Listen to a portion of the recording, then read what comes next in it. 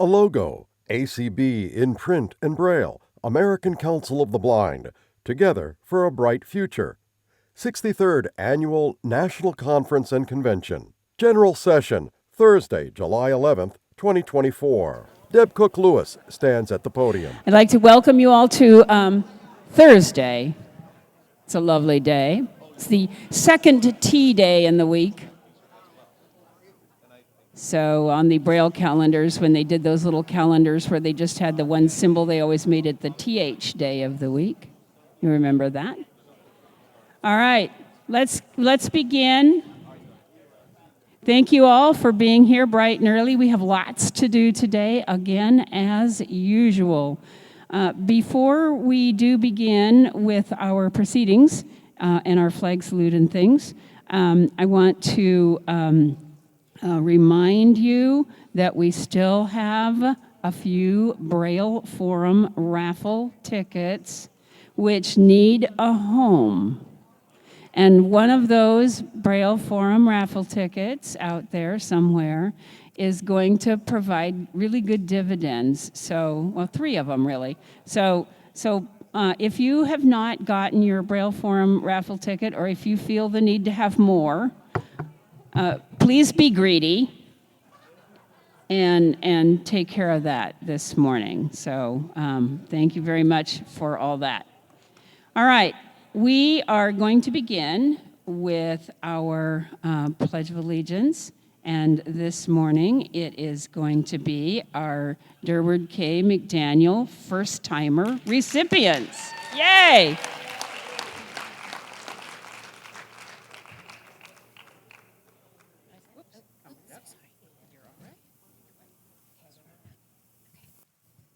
Good morning, ACB. All right, I am Cassie Trosper. I am your GKM winner from the West. And this morning, I don't think we have a flag up here. So, we do have it is up here. That's what happens when you can't see. All right. So if you guys want to stand with me, you guys can face the front and place your hand over your heart or salute if you would like, and join me in saying the Pledge of Allegiance. I pledge allegiance to the flag of the United States of America and to the republic for which it stands, one nation, under God, indivisible, with liberty and justice for all. Thank you so much. Thank you. Yeah.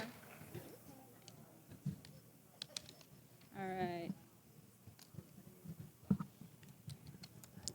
Thank you so much. That's marvelous. Okay. Now, our next item is going to be our sponsor recognitions. We're going to begin with our corporate sponsors, and then we're going to go to our individual sponsors. The American Council of the Blind would like to thank our 2024 Conference and Convention corporate sponsors. Their continued support is sincerely appreciated. Diamond, $25,000. JP Morgan Chase, Meta, Microsoft, Sony Corporation of America, Vanda Pharmaceuticals Inc., Vispero, Emerald, $15,000, Amazon, Johnson & Johnson Health Systems, MGM, Verizon, Waymo, Ruby, $10,000, CVS Health, Google, Humanware, Spectrum Charter, Onyx, $5,000, Accessibility Officer, IRA, American Printing House, Cruise, LLC, Guiding Eyes, Jacksonville Transportation Authority, JTA, Uber Technologies, United Airlines, Zoox, Coral, $2,000, ACB Families, ACB Lions, Bosma Enterprises, Dr. Gerard Boucher, Democracy Live, Enhanced Voting, Library Users of America, National Industries for the Blind, NIB, Penny Forward, Userve, Pearl, $1,000, Anonymous, Perkins School for the Blind, Walk Sponsor, Macular Degeneration, Auction in-kind donations, Humanware,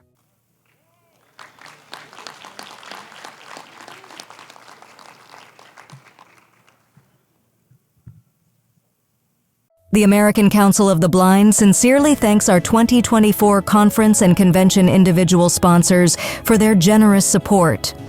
Titanium sponsors: Alexander Densmore, Rachel Densmore, Betsy Doan, Brian Dufelmeyer, Alice Massa, Alan Peterson, Maria Stone, Tim Stone.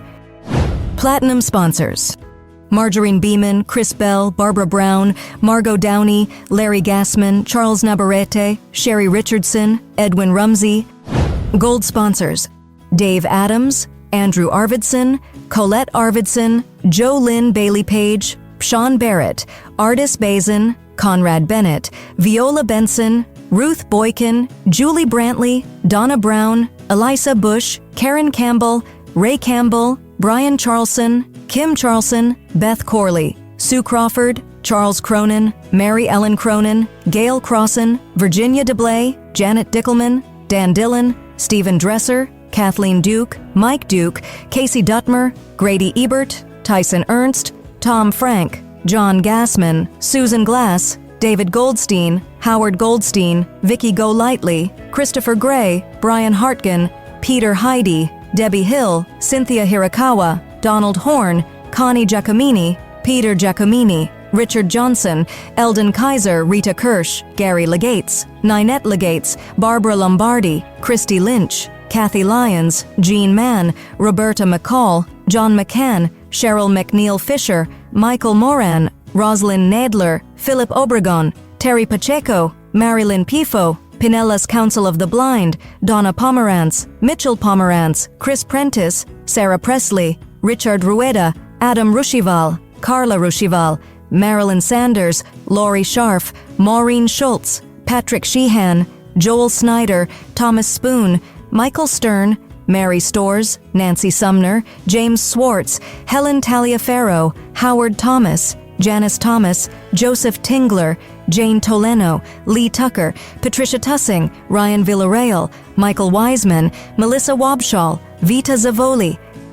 Silver sponsors: George Abbott, Kayla Allen, Michael Alvarez, Albert Anderson, Roseanne Ashby, Steve Bauer, Kevin Burkery, Rick Boggs, Elizabeth Botner, Ronald Brooks, Carolyn Burley, John Butler, Marla Chorney, Natalie Couch, Christy Crespin, Edward Crespin, Pierre Curry, Teresa Curry, Elizabeth Davidson, Michelle Denzer, Rita Dillick, Marcy Duty, Lucy Edmonds, Paul Edwards, Jason Ian, Marcia Farrow, Catherine Frederick, Michael Garrett, Peggy Garrett, Deborah Grubb, Sheila Gunn Cushman, Mary Heroyan, Nona Heroyan, Dee Ann Hart, Rochelle Hart, Susan Heidi, Marilee Hill Kennedy, Amanda Holly, Cindy Hollis, Melody Holloway, Karen Hughes, Linda Hunt, Douglas Ingram, Vicki Ireland, Aaron Jarrell, Jim Girac, Tom Jones, Paul Kelly, Marilyn Kirchner, Lynn Corral, Jeanette Cutash, Lindsay Levere, Dale Layer, Literacy Project, Thomas Love, Eugene Lozano, Christy Lynch, Michael Malver, Julie McCulloch, Gary Messman, Jason Miller, Mary Morse, Marcia Moses, Zachary Nipper, Cecily Nipper Sr., Destine Noller, Michael O'Brien, Frank Pacheco, Laura Pappas, Betty Passanante Rodriguez, Kim Palk, Jane Perry, Kenneth Reed, Bonnie Robertson, Stephen Robertson, Sherry Rogers, Susan Rogers, Myra Ross, Dixie Sanderson, Shelley Sawyer, Barry Schur, Nicole Schlender, Catherine Schmidt-Whitaker, Rachel Schroeder, LaDonna Seliger, Melanie Sinui, John Smith, Bill Sparks, Leslie Spoon, Sheila Styron, Randy Taller, Timothy Thornhill, Rick Troiano, Sandy Troiano, Cindy Vega, Deborah Versteeg, Ricardo Villa, Mary Ward, Joseph Wasserman, Andre Webb, Beverly Wieland, Charlene Wills, Donald Worth, Sophia Wiseman, Debbie Young, Sheila Young, Renee Zellickson. Bronze sponsors: Robert Acosta, Ruth Ann Acosta, Anthony Ecamini, Musi Allred, Andrew Baracco, Mary Baracco, Jeffrey Bennett, Susan Bowmaster, Ann Brash, Christina Brino, Donna Browning, Mark Bulger, Sandra Burgess, Kimberly Carmichael, Alan Casey, Dorlyn Catron, Olivia Chavez, Ann Chipetta, Teresa Christian, Pam Coffey, Andrea Connor, Doreen Cornwell, Anicio Correa, Joey Couch, David Cox, Patty Cox, Randall Crosby, Cheryl Cummings, Sophia Curtis, Christopher Devon, Kathleen Devon, Linda Disney, Becky Dunkerson, Haley Edick, Alicia Eidson, Veronica Elsie, Kathy Farina, Joyce Feinberg, Hazel Fields, Patty Fletcher, Carol Francisco, Mary Ann Grignon, Maria Hansen, Jennifer Harnish, Sarah Harris, Mary Hayes, Wendelin Hovendick, Marion Howell, Sue Howell, Samantha Hubbard, Kathleen Hudziak, Sharon Jancha, Katherine Johnson, Pamela Johnson, Zerlene Johnson, John Kalsher, Donald Coors, Geraldine Coors, Cindy Laban, Kevin LaRose, Katie Lear, Paul Lewis, Rick Lewis, Marianne Lodico, Joseph Lopez, Raymond Marcus, April Martin, Marita Matthews, Michael McCulloch, Pamela Metz, Belle Mills, Maureen Moscato, Marilyn Murata, Nancy Murray, Laura Oftedal, Larray Olson, Andrew Oxley, Anthony Palucci, Janet Parmerter, Roger Peterson, Mary Piccarello, Francis Poindexter, Linda Pirelli, Nicole Poston, Doug Putz, James Pulsoni, Bruce Radka, Jesse Rail, Debbie Rosier, Sandra Rukonich, Nathan Ruggles, Johanna Ruff, Michael Russell, Marie Sawyer, Diane Scalzi, Delaney Schroeder, Christine Schumacher, Matthew Selm, Norma Cervici, Pam Shaw, Connie Sims, Patricia Slaby, Courtney Smith, Ellen Sorensen, Joe Sorensen, Jennifer Sparks, Sharon Strelkowski, Richard Swan, Cheryl Sitzma, Ellen Telker, Jeff Tom, Leslie Tom, Lindsay Tilden, Thomas Tobin, Caroline Toes, David Trott, Rhonda Trott, Robert Turner, Malena Vanderwall, Vicky Vogt, Myrna Vota, Greg Von Snyder, Frank Welty, James White, Robert White, David Wild, Lou Ann Williams, Linda Yax, Vivian Younger. Additional individual sponsors: Bronze sponsor, Lisa Gilmartin. Silver sponsor, Greg Hollins.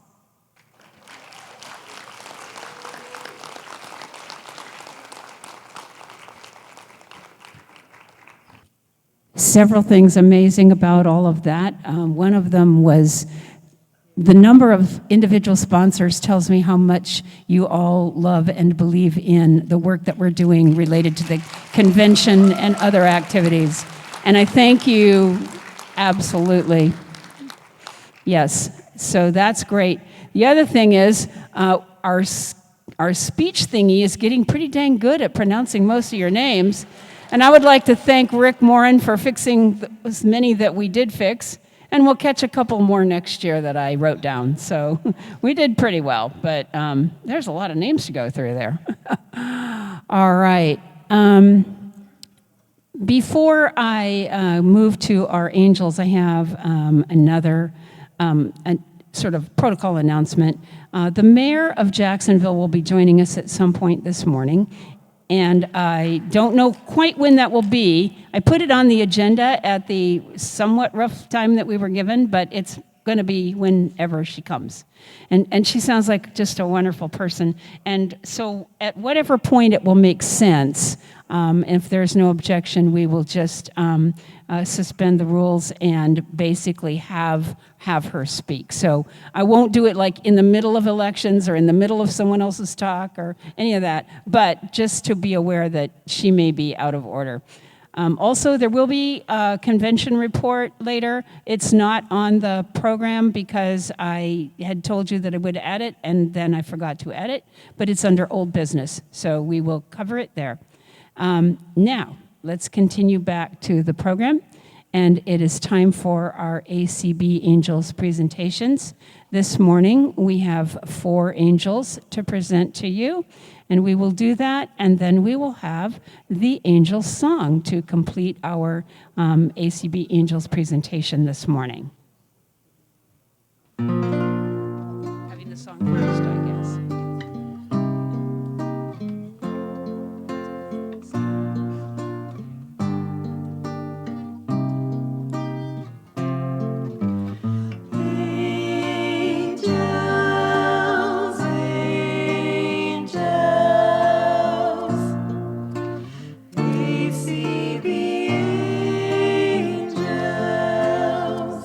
You gave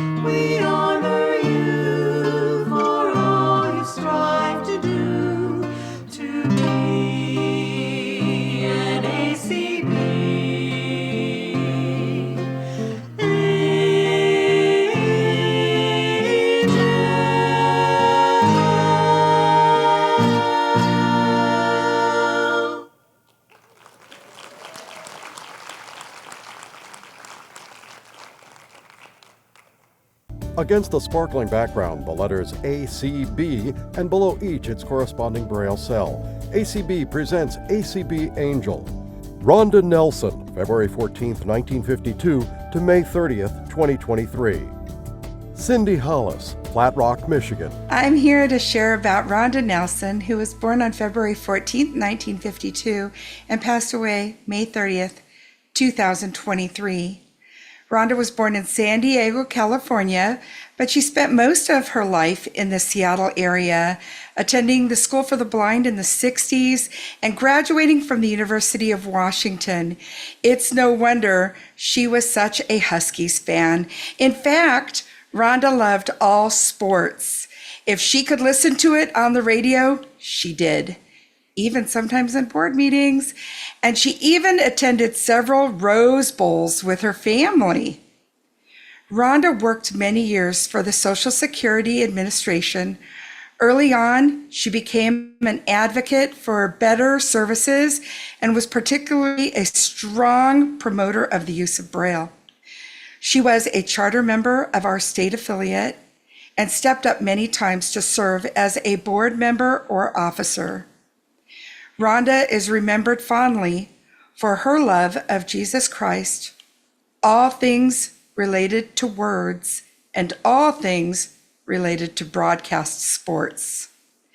She was always thoughtful and quiet most of the time, yet when Rhonda had an opinion, she had her facts straight and was clear and confident in her presentation. She served in so many capacities and always did it with warmth, humility, and grace. No one will ever be able to ascertain for sure just how much of our WCB policy and constitutional language we owe to Rhonda, but it is a lot. In the early days, whenever we decided we wanted to develop some official language about something, we handed it off to her. If you wanted something you wrote to be as good as it could be, and you were smart, you passed it by the proofreading queen. And speaking of words, if you were in hospitality and there was a Scrabble game going on, Rhonda was likely there, and man, was she competitive. Rhonda will certainly be missed by our organization. The fact that she was born on Valentine's Day is no coincidence, and she will live in the hearts of many of us for a very long time. ACB presents ACB Angel. Gary Austin, February 19, 1949 to August 25, 2023. Mike Duke, Jackson, Mississippi. It is with deep honor that the members and friends of the Mississippi Council of the Blind, MCB, and the American Association of Visually Impaired Attorneys, AAVIA, share our admiration and respect for our beloved colleague and friend, Gary Austin. We are proud to memorialize his life and recognize him as with a deserving place on the ACB Angel Wall. For most of his career, Gary was engaged in the general practice of law in Indianola, Mississippi,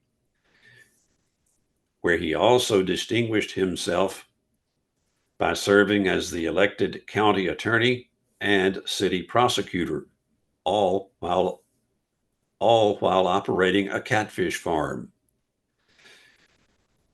In addition to being an active member of his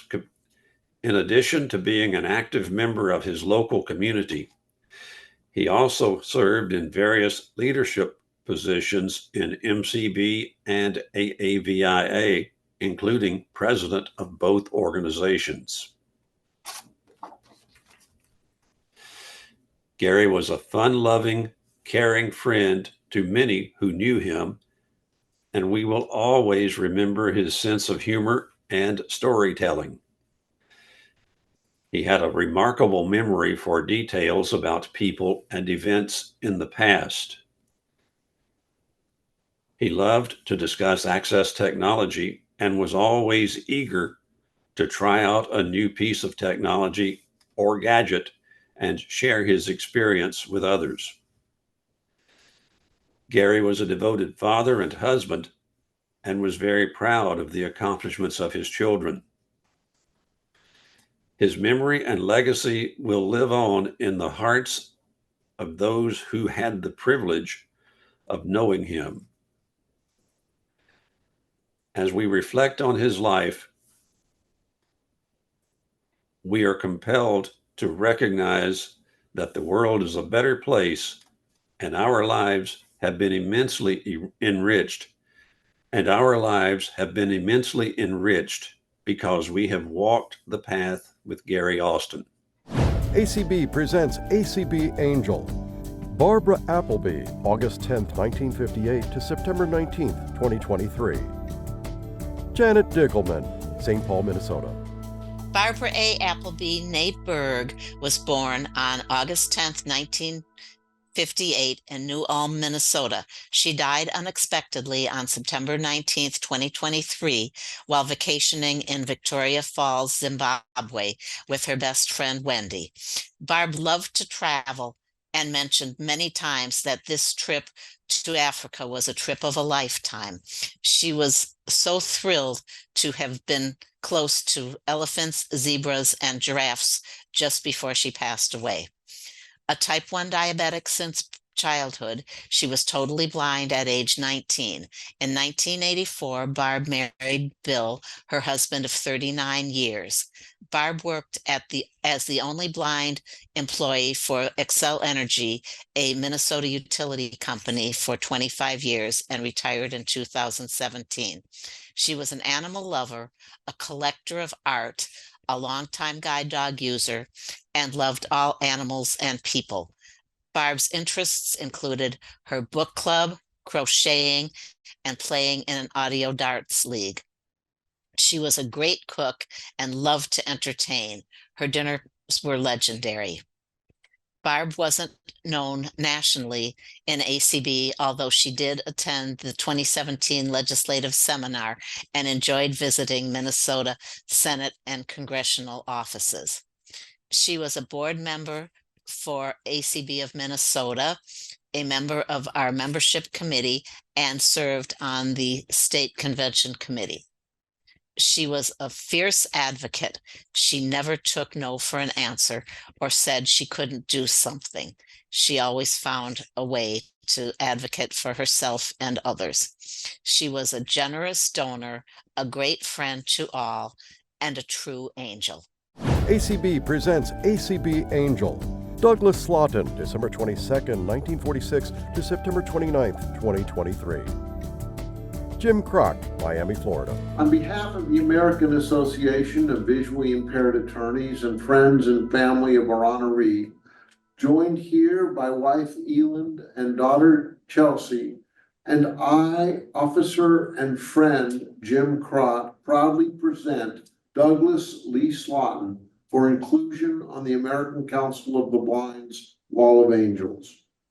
Emblazoned in the hearts and memories of AVIA members, family, friends, and co-workers alike, Douglas Lee Slaughton shall live on with his Purple Heart modestly tucked close to his chest. He will be proudly remembered for his unselfish service to our country on the wall of the Vietnam Veterans Memorial. As an accomplished blinded veteran, successful attorney, and loving and caring friend and family member, Doug earned our deepest respect, admiration, and recognition, well deserving a place amongst our best on the American Council of the Blind's Wall of Angels. Stoic and modestly proud, humbled by his agrarian Iowa roots, and exceedingly honest and kind, Doug was a dedicated and hardworking, respected, admired, and devoted lawyer with a 47-year legal career at the Federal Communications Commission. This lengthy career was highlighted by Doug's scrupulous, untouchable ethics, and he was regularly looked to for his uncanny recall of every detail in the commission's history. Known for his dry wit and a deliberate but positive and reaffirming attitude toward life, Doug's will, courage, and fortitude carried him forward through thick and thin. His professional accomplishments and his well-learned skills and adjustment to blindness and the loss of a leg while unselfishly serving our country underscore both his determination and his unbreakable "I can do it and I will do it" spirit. Success exemplifies every aspect of his life. Neither detoured nor defined by the landmine which took his sight and his leg, Doug motivated his exemplary life into a course that changed his career and defined his remaining years to successfully fulfilling his dreams. As a loving and caring husband, father, son, and brother, as a collaborative and dedicated colleague, and as a generously giving and caring friend, there were none better, none stronger, none more courageous, and none more proud of those he loved and cherished. He is deservingly honored, and he will be missed, but he will never be forgotten. Best said in the Veterans Day tribute by Paul Stevens, Doug was blessed to be a blessing. Rest in peace, my dear friend. Your work is done. Thank you.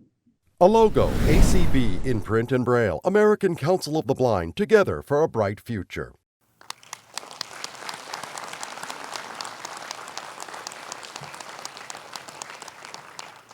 All right. We do thank those who inspired the memorials to our angels this year, and we thank all of those who participated in making that work. I also hope that presenting them in this way has been effective for you and meaningful. We thought it might work better than sort of the individual start over each time kind of thing. So your feedback about that is certainly welcome, and will be great.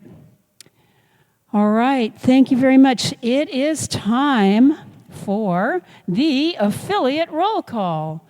And let me explain what we're going to do. We're going to do this. Actually, you guys were really thinking ahead yesterday because you were practicing for what we will do today if it is needed. So we know what is needed is an affiliate roll call. Then we will immediately return to the elections, because if another contested election occurs, we want to try to work it in and have it today. So the plan will be to have the affiliate roll call now and then go right into the next set of elections. So be aware that that is how it's going to work. So Denise, I'll turn it over to you for the roll call. Thank you.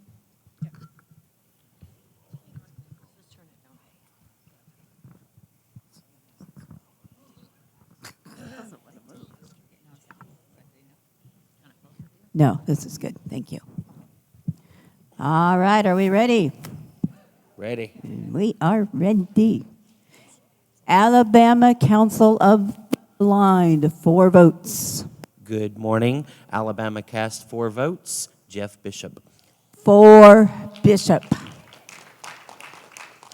Arizona Council of the Blind, 2 votes. Good morning. Arizona casts 1.5 for our very own Jeff Bishop and 0.5 for Anthony. 1.5 Bishop, 0.5 Corona. Arkansas Council of the Blind, 1 vote. Arkansas casts 1 vote for Jeff Bishop. 1 Bishop. California Council of the Blind, 17 votes. California casts 15 votes for Jeff Bishop and 2 votes for Anthony Corona. 15 Bishop, 2 Corona. Colorado Council of the Visually Impaired and Blind, 1 vote. Good morning. Colorado casts 0.5 for Jeff Bishop, 0.5 for Anthony. 0.5 Bishop, 0.5 Corona. ACB of Connecticut, 1 vote.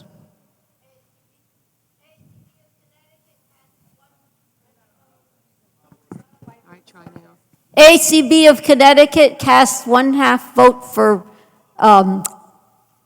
Bishop and 1/2 vote for Corona. 0.5 Bishop, 0.5 Corona. Thank you, Ellen. Florida Council of the Blind, 20 votes. Here you go, right here. Here you go. Oh, are they here today? Yes, ma'am. All right. Delaware Council of the Oh, no, I'm sorry. I was waiting for them. That's why I wasn't going to talk. No, I said I wasn't. All right. Florida proudly casts 19 for Bishop, 1 Corona. 19 Bishop, 1 Corona. Georgia Council of the Blind, 5 votes. Georgia counts 4.5 for Bishop, 0.5 for Anthony.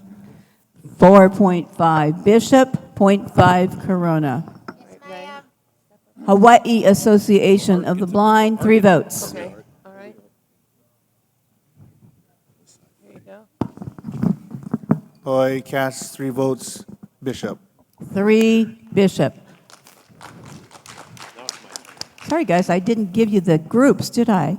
I apologize. We're behaving. You are, you're doing well. See, you got it down by now. Yeah. Illinois Council of the Blind, 3 votes. Madam Secretary, Illinois Council of the Blind proudly casts 2 votes Bishop, 1 Corona.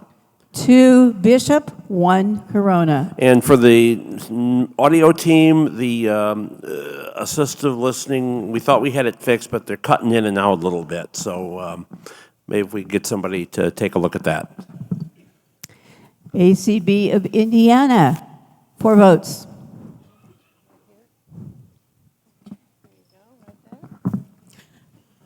Indiana has 3.5 for Bishop and 0.5 for Corona. 3.5 Bishop, 0.5 Corona. Iowa Council of the United Blind. Good morning. Iowa casts 2.5 for Bishop, 0.5 Corona. 2.5 Bishop, 0.5 Corona. Kansas Association of the Blind and Visually Impaired, 3 votes. Kansas votes 2 votes for Anthony Corona and 1 vote for Jeff Bishop. 1 Bishop, 2 Corona. Kentucky Council of the Blind, 13 votes. Good morning. United We Stand, Kentucky casts 13 votes Bishop, 0 Corona.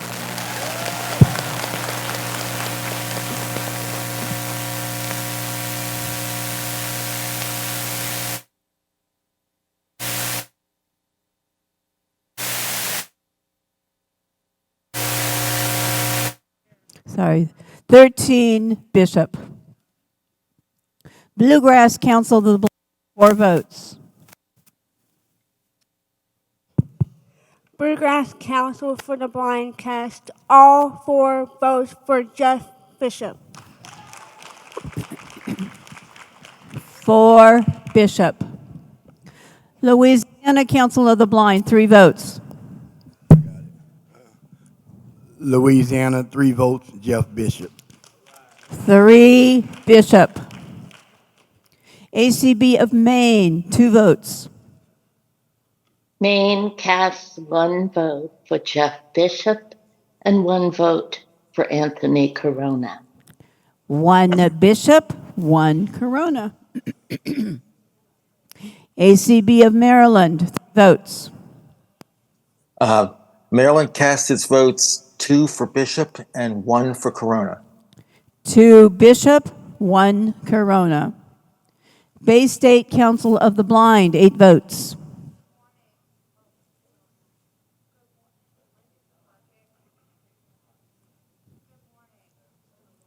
Her microphone's not working.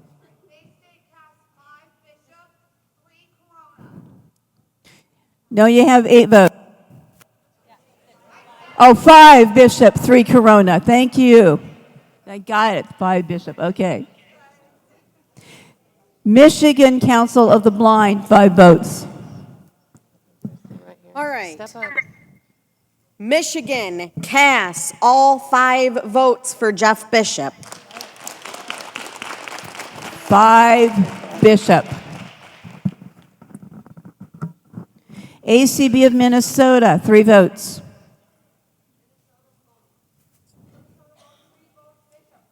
Three Bishop. Mississippi Council of the Blind, 3 votes. Mississippi, 3 Bishop. 3 Bishop. Missouri Council of the Blind, 16 votes. Greg Hollins, Missouri casts 13.5 Bishop, 2.5 Corona.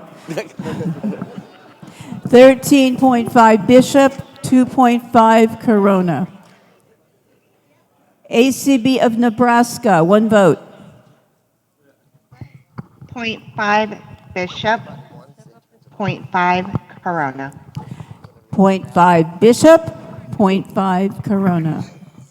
Nevada Council of the Blind, 3 votes. 3 votes for Bishop. Thank you. 3 Bishop. New Jersey Council of the Blind, 2 votes. New Jersey cast 2 votes. Corona. 2 Corona. ACB of New York, 9 votes. ACB of New York casts 4 votes for Jeff Bishop, 5 votes for Anthony Corona. 4 Bishop, 5 Corona. North Carolina Council of the Blind, 4 votes. Good morning. North Carolina votes 3.5 for Bishop and 0.5 for Corona. Thank you. 3.5 Bishop, 0.5 Corona. North Dakota Association of the Blind, 5 votes. North Dakota Association of the Blind, all 5 votes for Bishop. 5 Bishop. ACB of Ohio, 8 votes.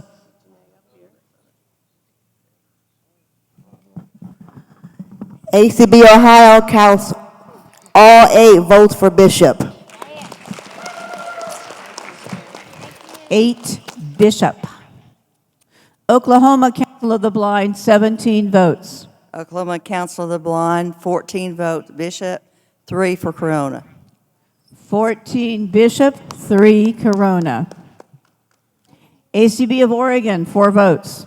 Oregon, 3.5 for Jeff Bishop, 0.5 for Anthony Corona. 3.5 Bishop, 0.5 Corona. Pennsylvania Council of the Blind, 7 votes. Pennsylvania cast 5 votes for Bishop and 2 for Corona. 5 Bishop, 2 Corona. Yeah. Palmetto Council of the Blind, 1 vote. Palmetto, 1 Bishop. 1 Bishop. Madam Secretary, Yes. this is Greg Hollins from Missouri. I'm sorry, I need to correct. Missouri should be 14.5 Bishop and 1.5 Corona. Okay, for Missouri, 14.5 Bishop, 1.5 Corona. Thank you, Greg. South Dakota Association of the Blind, 3 votes.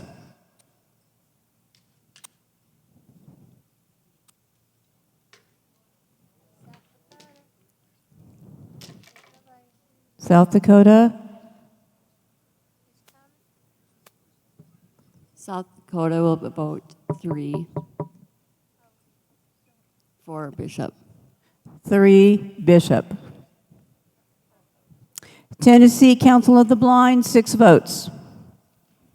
Tennessee is 6 Bishop. 6 Bishop. ACB of Texas, 11 votes. ACB of Texas casts 11 Bishop. 11 Bishop. Utah Council of the Blind, 14 votes. She's coming. She's coming.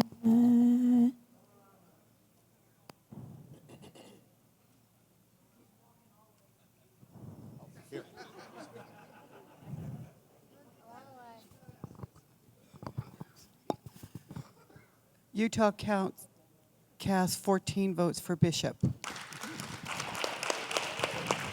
14 Bishop. Vermont Council of the Blind, 3 votes. Vermont, 3 Bishop. 3 Bishop. ACB of Virginia, 3 votes. Good morning, Madam Secretary. Virginia, 2.5 Bishop, 0.5 Corona. 2.5 Bishop, 0.5 Corona. Washington Council of the Blind, 17 votes. WCB votes Bishop 13, Corona 4. 13 Bishop, 4 Corona. Yes. Mountain State Council of the Blind, 1 vote.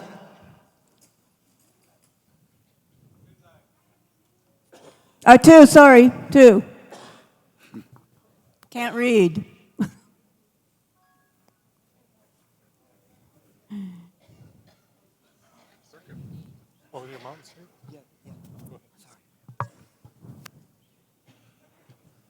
Mountain State Council of the Blind proudly cast 2 votes for Jeff Bishop. 2 Bishop. ACB of Wisconsin, 1 vote. Good morning, ACB of Wisconsin. 1 vote, Bishop. 1 Bishop. Alliance on Aging and Vision Loss, 7 votes. Alliance on Aging votes 5 for Bishop, 2 for Corona. 5 Bishop, 2 Corona. American Association of Blind Teachers, 2 votes. AABT casts 2 votes Bishop. 2 Bishop.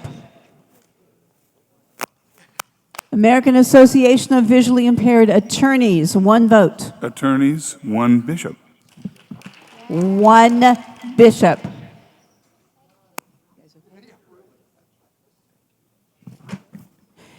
ACB Diabetics in Action, 4 votes. Good morning, ACB Diabetics in Action, 2 Bishop, 2 Corona. 2 Bishop, 2 Corona. ACB Families, 4 votes.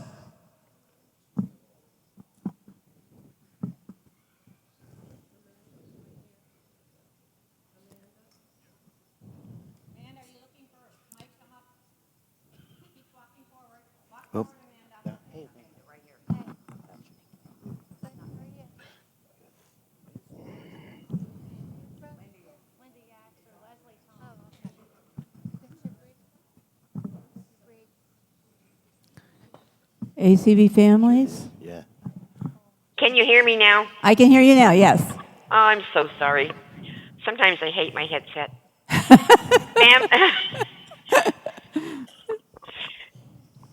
Families with over 50% of our membership reporting proudly cast 3.5 Bishop and 0.5 for Corona. 3.5 Bishop, 0.5 Corona. Thank you, Linda. ACB Government Employees, 1 vote. ACB Government Employees, 0.5 Bishop, 0.5 Corona. 0.5 Bishop, 0.5 Corona. ACB Next Generation, 4 votes. ACB Next Generation will proudly cast 3.5 for Jeff Bishop, 0.5 for Anthony Corona. 3.5 Bishop, 0.5 Corona. American Council of Blind Lions, 4 votes. ACB Lions cast 3.5 votes for Jeff Bishop, 0.5 votes for Anthony Corona. We serve. 3.5 Bishop, 0.5 Corona. ACB students, 1 vote. So I'm not as cute as Emily, our delegate, but ACB student, American Council of Blind Students, cast 0.5 for Jeff Bishop and 0.5 for Anthony Corona. Thank you, Madam Secretary. 0.5 Bishop, 0.5 Corona. ACB radio amateurs, I forgot you. I'm so sorry, Harvey. I apologize if I over and over again. Oh, that's okay. We're all tired and everything. That's Mistakes right. happen. That's no big deal. ACB Radio Amateurs casts its 1 vote for Jeff Bishop. 1 Bishop.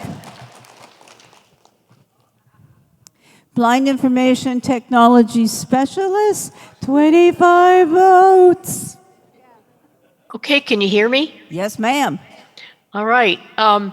Blind Information Technology Specialist casts 20 votes Bishop, 5 votes Corona. 20 Bishop, 5 Corona.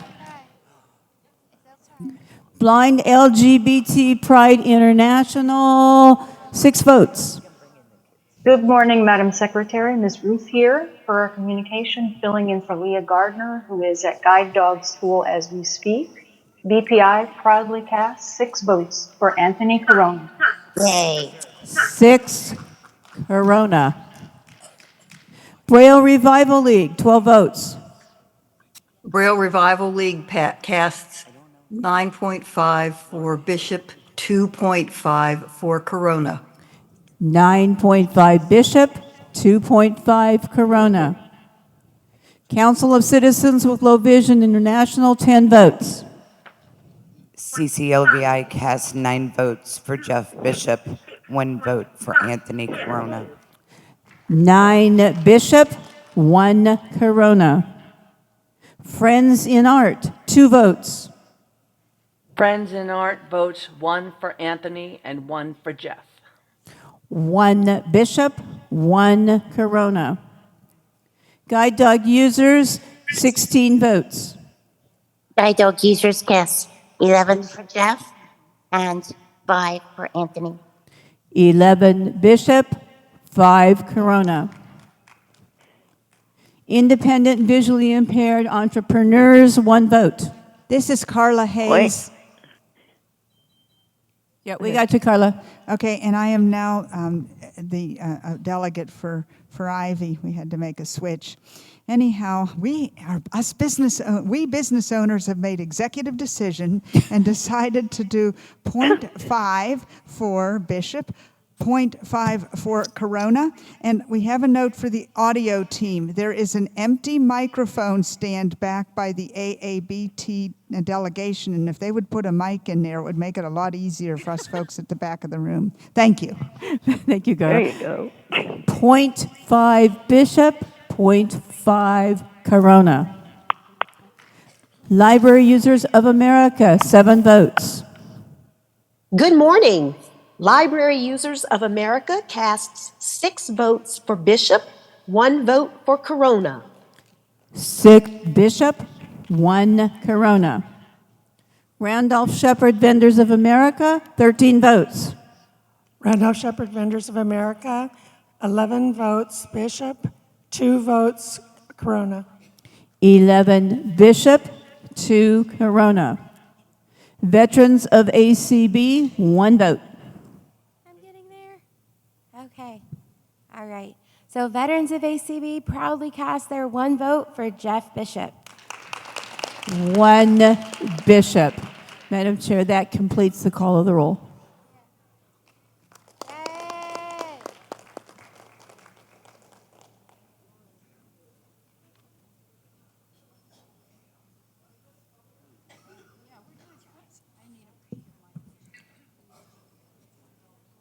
so. Did you lose your I haven't mind? done the counting. Oh. Okay.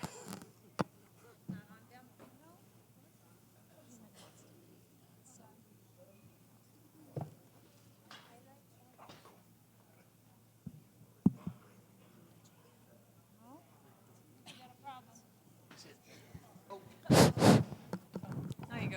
There we go. I cleaned the dust out of it. We might have too much dust in the microphones.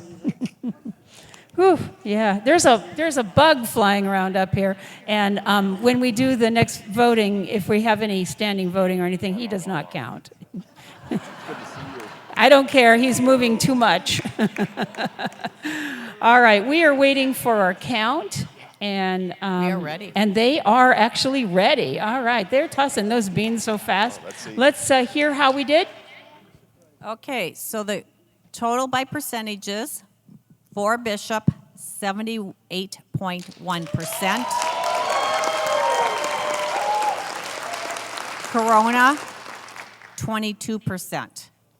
The affiliate vote, Bishop had 82.9%. Corona was 17.3. For the individual vote, for Bishop, 75.1. For Corona, 24.9. So for the actual counts, there was 968 total votes. Sorry about that. 306 of the affiliate vote was for Bishop. 64 of the affiliate vote was for Corona. For the individual vote, 450 was for Bishop and 149 was for Corona.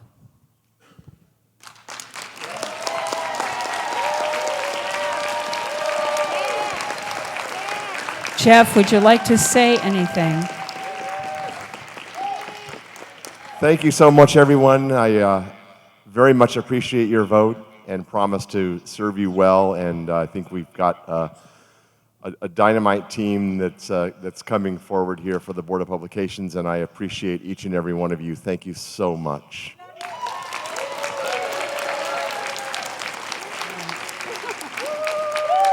So we will continue on with our elections, and I do owe the body an apology because I apparently may have missed the order from the nominating committee on the, and I'm sorry, because I have always had them from the incumbents alphabetically and then the others, additional people alphabetically, and that's how the board was, and I just missed it. So I am very sorry.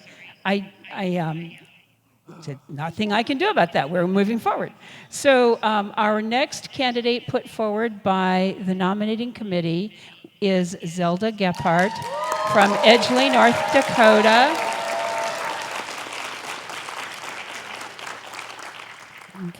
And are there any other nominations from the floor? A second time, are there any other nominations from the floor? And for a third time, are there any other nominations from the floor?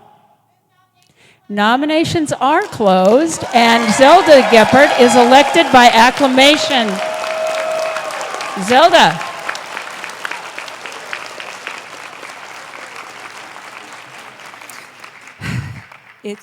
I'm a very proud member of ACB. And I just want to let you all know that I was raised to be aware of what needs to be done, and I am here for the membership. Whatever I can do, communication is important for any situation, and especially for our group. I'm willing to do what needs to be done, and I thank you for your confidence in me to continue in this role. Thank you.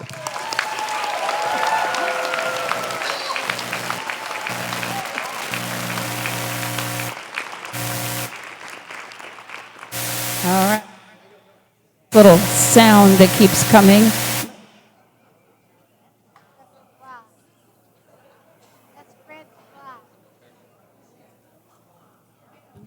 Ladies and gentlemen, we're having some power issues with the hotel. Okay. So hold on one second.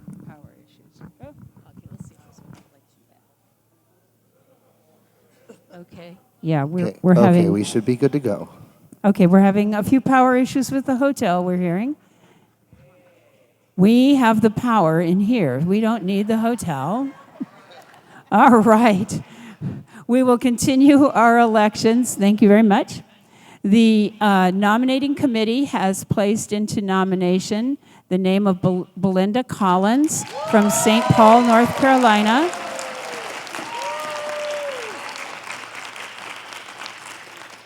Are there any other nominations from the floor? A second time? Yes, we have one in Zoom. Okay, yes. Michael Byington. Michael? Thank you.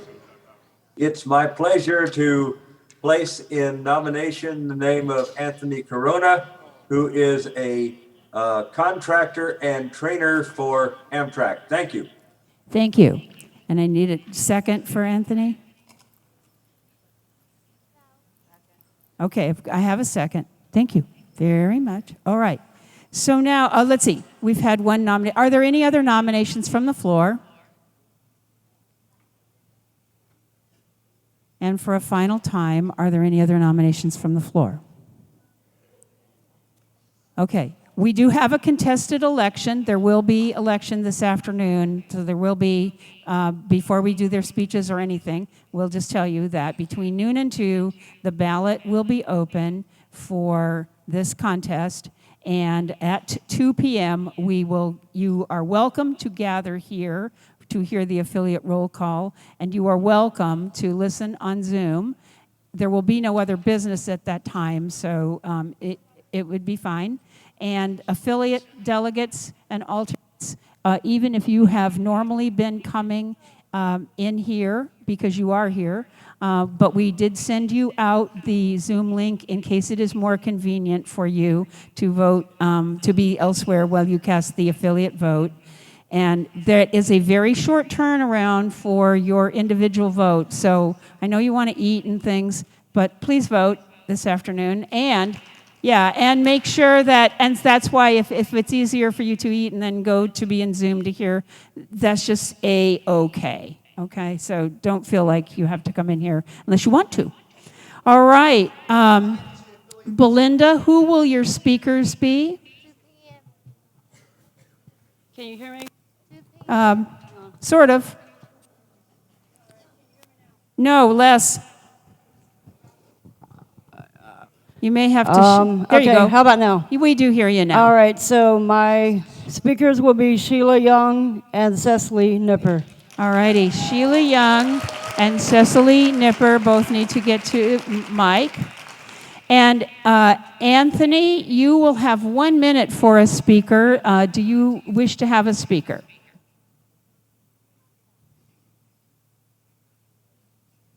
Anthony is in Zoom, I believe.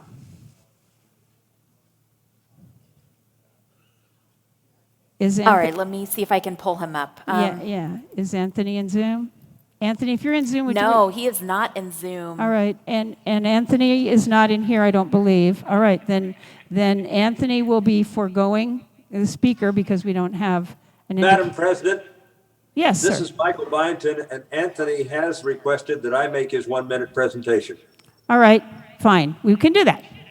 Okay, so we will begin with Belinda's speakers. They will have 5 minutes between them. We will give you the time between, and then we will go to Michael on behalf of Anthony. So, Belinda, if your speakers are ready. We are ready. Thank you. Go ahead. Could I have a 2-minute warning, please? She would like 2 minutes. Yes, we will tell you when you've had 2 minutes. Thank you, because I'm going to let Cecily talk more than me. You Good are morning, taking everybody. 2 minutes. Yeah. I am proud to speak on behalf of Belinda Collins. She is from St. Paul's, North Carolina. Don't ask me where that is. She is a Native American. She is a lovely young lady. She became part of ACB in 2020 when COVID hit. She jumped in, started learning about community, helped learn how to host. Now she is a trainer on the Windows and Mac efficiently. She facilitates calls, which I've heard someone mention Tar Heel Tailgate.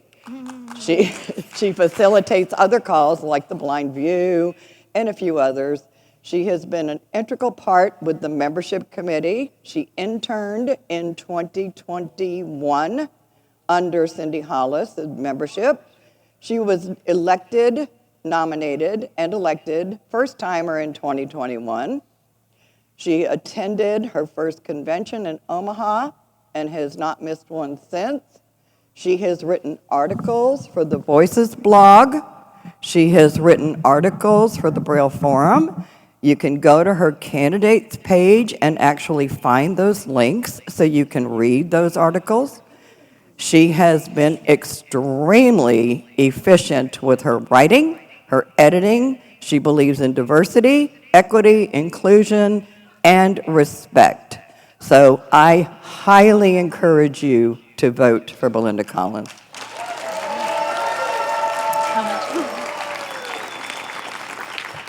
Okay. You have more than 3 minutes, Cecily. All right. Belle Collins is an honest and hardworking lady. She does what she says she's going to do. Every time I've ever worked with her, she has come through for the cause in whatever she's doing. She's an active member of the Rural Collie Leadership Committee, as well as the Community Support Committee at the national level. This committee experience has perfectly positioned her to begin her service on the Board of Publications. Her profession is that of assistive technology instructor, where she achieved her certification and now works in the service of helping people who are blind or have low vision reach their goals with technology. That's what ACB is all about, together for a bright future. Belle will help us walk into that bright future. Her core values are integrity and honesty, and her communication skills and fresh perspective align her with ACB's mission. She will represent all members on the BOP, and these qualities make her someone I would put my trust in and someone you can put your trust in to do her job on the Board of Publications. I urge you to vote for Belle for the BOP. Bells for Belle.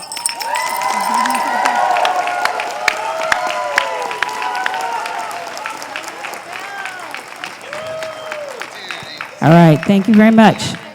And Michael Byington, you have 1 minute to speak on behalf of Anthony Corona.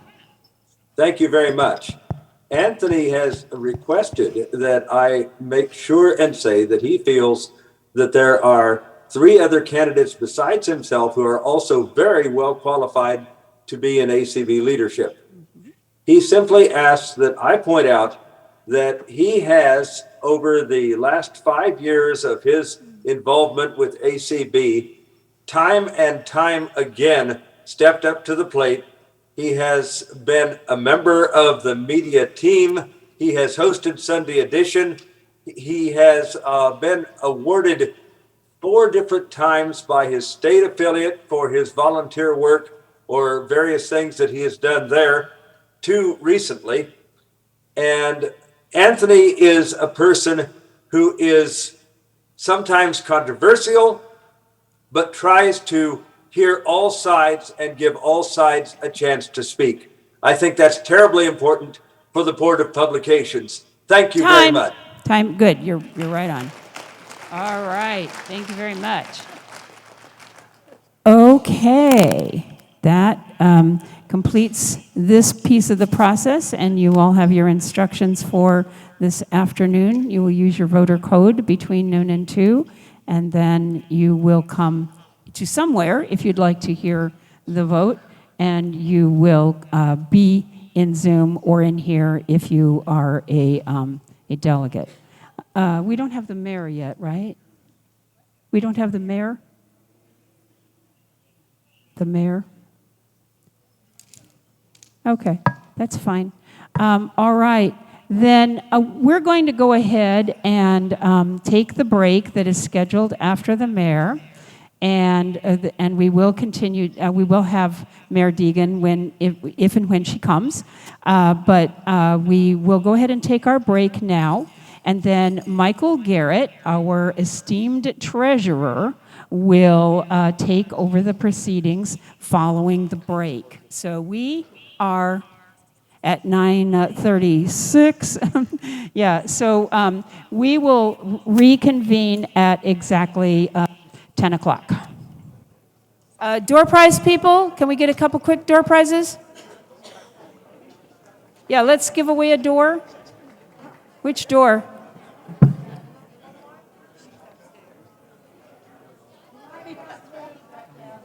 Mm-hmm.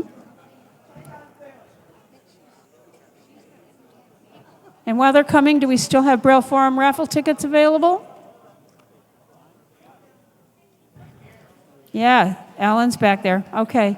We have Katie Lear in Zoom. I'm not sure if she's supposed to be giving. I'm here. Okay. Ready to give prizes away from the land of Zoom. Hey, everybody. How about outdoor prizes? We have our virtual winner this morning. And first of all, we'd like to say thank you to all of the affiliates who donated door prizes. This prize goes to James Holbert. That is a $50 ACB radio amateur cash. So wow. ACB office will be sending that to you. Our next prize is for Eva Breed. She is on site, and Eva has won $25 cash from North Dakota. And our last prize that I had this morning is for Kayla Allen. We know she's on site. Yeah!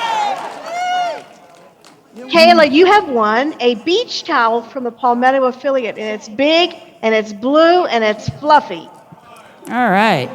And there's beaches around here, so that should work. All right, thank you so much. All right, ladies and gentlemen, I would like to introduce to you the mayor of Jacksonville. Mayor Donna Deegan is the 45th mayor of the city of Jacksonville, Florida, and the 9th mayor since the city's consolidation in 1968. She is a fifth generation Jacksonville native who loves the city with all her heart. Mayor Deegan was an award-winning local television network anchor who shared the stories of people living in every corner of Jacksonville. A 3-time breast cancer survivor, she founded the Donna Foundation and 26.2 with Donna, the national marathon to finish breast cancer, which supports families facing the disease and funds groundbreaking research. As mayor, she is focused on infrastructure, I like that, public health, and economic development to build a city that works for all of Jacksonville. Thank you, Mayor Deegan, for joining us this morning, and we'll have a few words from her.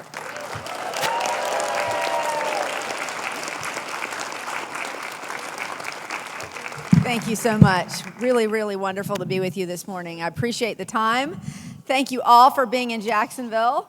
This is fantastic. I have a proclamation to read, but first, if I could just give a few remarks. I really am deeply honored to be with you today. This gathering really represents not just a community, but a beacon of empowerment, advocacy, and progress for individuals across our nation who navigate the world with courage and resilience.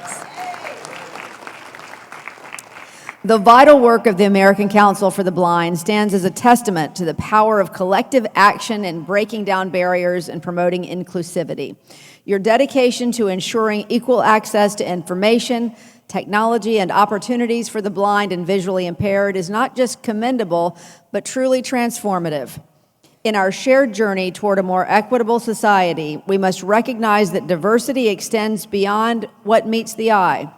It encompasses the rich tapestry of experiences, perspectives, and abilities that make each of us unique. By championing accessibility and challenging stereotypes, you are also not only enhancing the lives of individuals, but also enriching our entire community. Here in Jacksonville, I'm proud of the work my administration has done and continues to do to improve accessibility for everyone. This includes items such as new software we've adopted that makes documents and information more accessible, audible crosswalks, and new transportation initiatives, and the observance of White Cane Day, Awareness Day. We are laser focused on making sure that everyone has a place at the table in our city. And we are grateful for our Mayor's Disability Council, a diverse group of people, approximately 80% of whom represent the disabled population who volunteer their time and expertise to assist us with these efforts. As we look forward to the future, let us reaffirm our commitment to creating environments where every single person, regardless of vision, can thrive and contribute fully. Together, we can continue to break down barriers, foster innovation, and build a world where opportunity knows no bounds. Thank you once again for the important work you do and for allowing me to be part of this inspiring event. I look forward to our continued partnership in creating a more inclusive and accessible future for all. And now let me read the proclamation.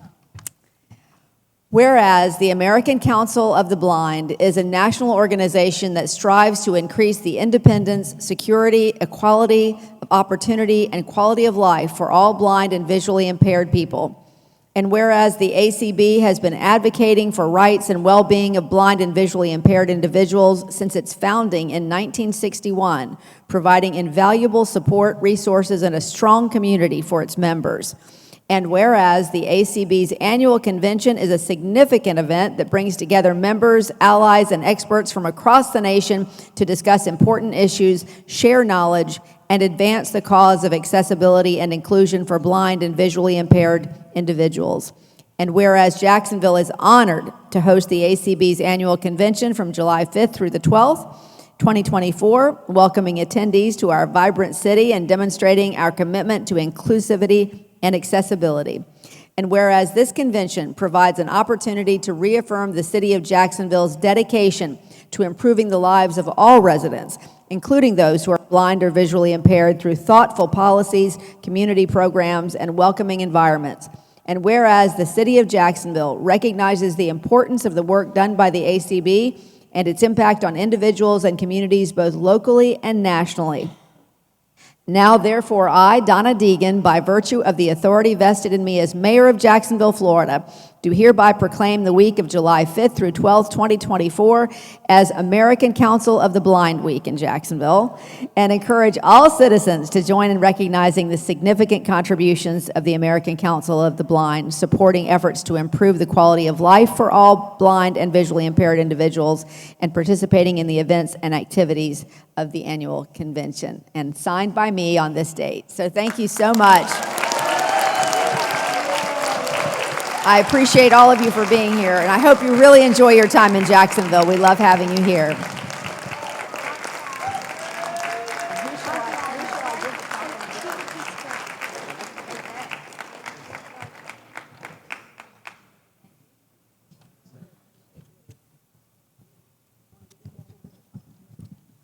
And she is, Mayor Deegan is giving the proclamation to Scott. And that's all good, and so very good. So I am now going to introduce our presiding officer for the day, who is going to wander you down the lanes of life here, and that is our esteemed treasurer and ACBES chair, Michael Garrett from Missouri City, Texas. So Michael, take it away.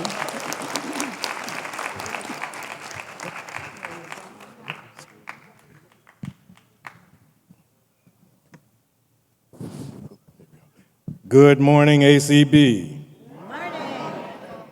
So I think we are used to people describing themselves to us in the audience. So I would describe myself just succinctly as tall, dark, and handsome.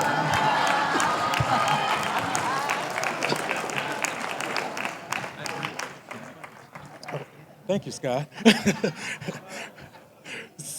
So it is indeed a pleasure and an honor for me to preside before you today. I'm a little nervous, so if I make too many mistakes, I apologize now. So our first presenter this morning that I get to introduce is our esteemed Director of Advocacy and Government Affairs, Ms. Claire Stanley from Alexandria, Virginia.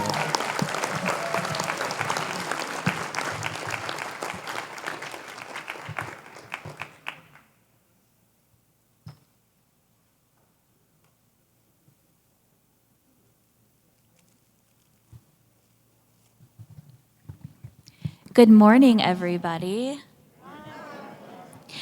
So again, this is Claire Stanley. I was asked to review the resolutions from 2023.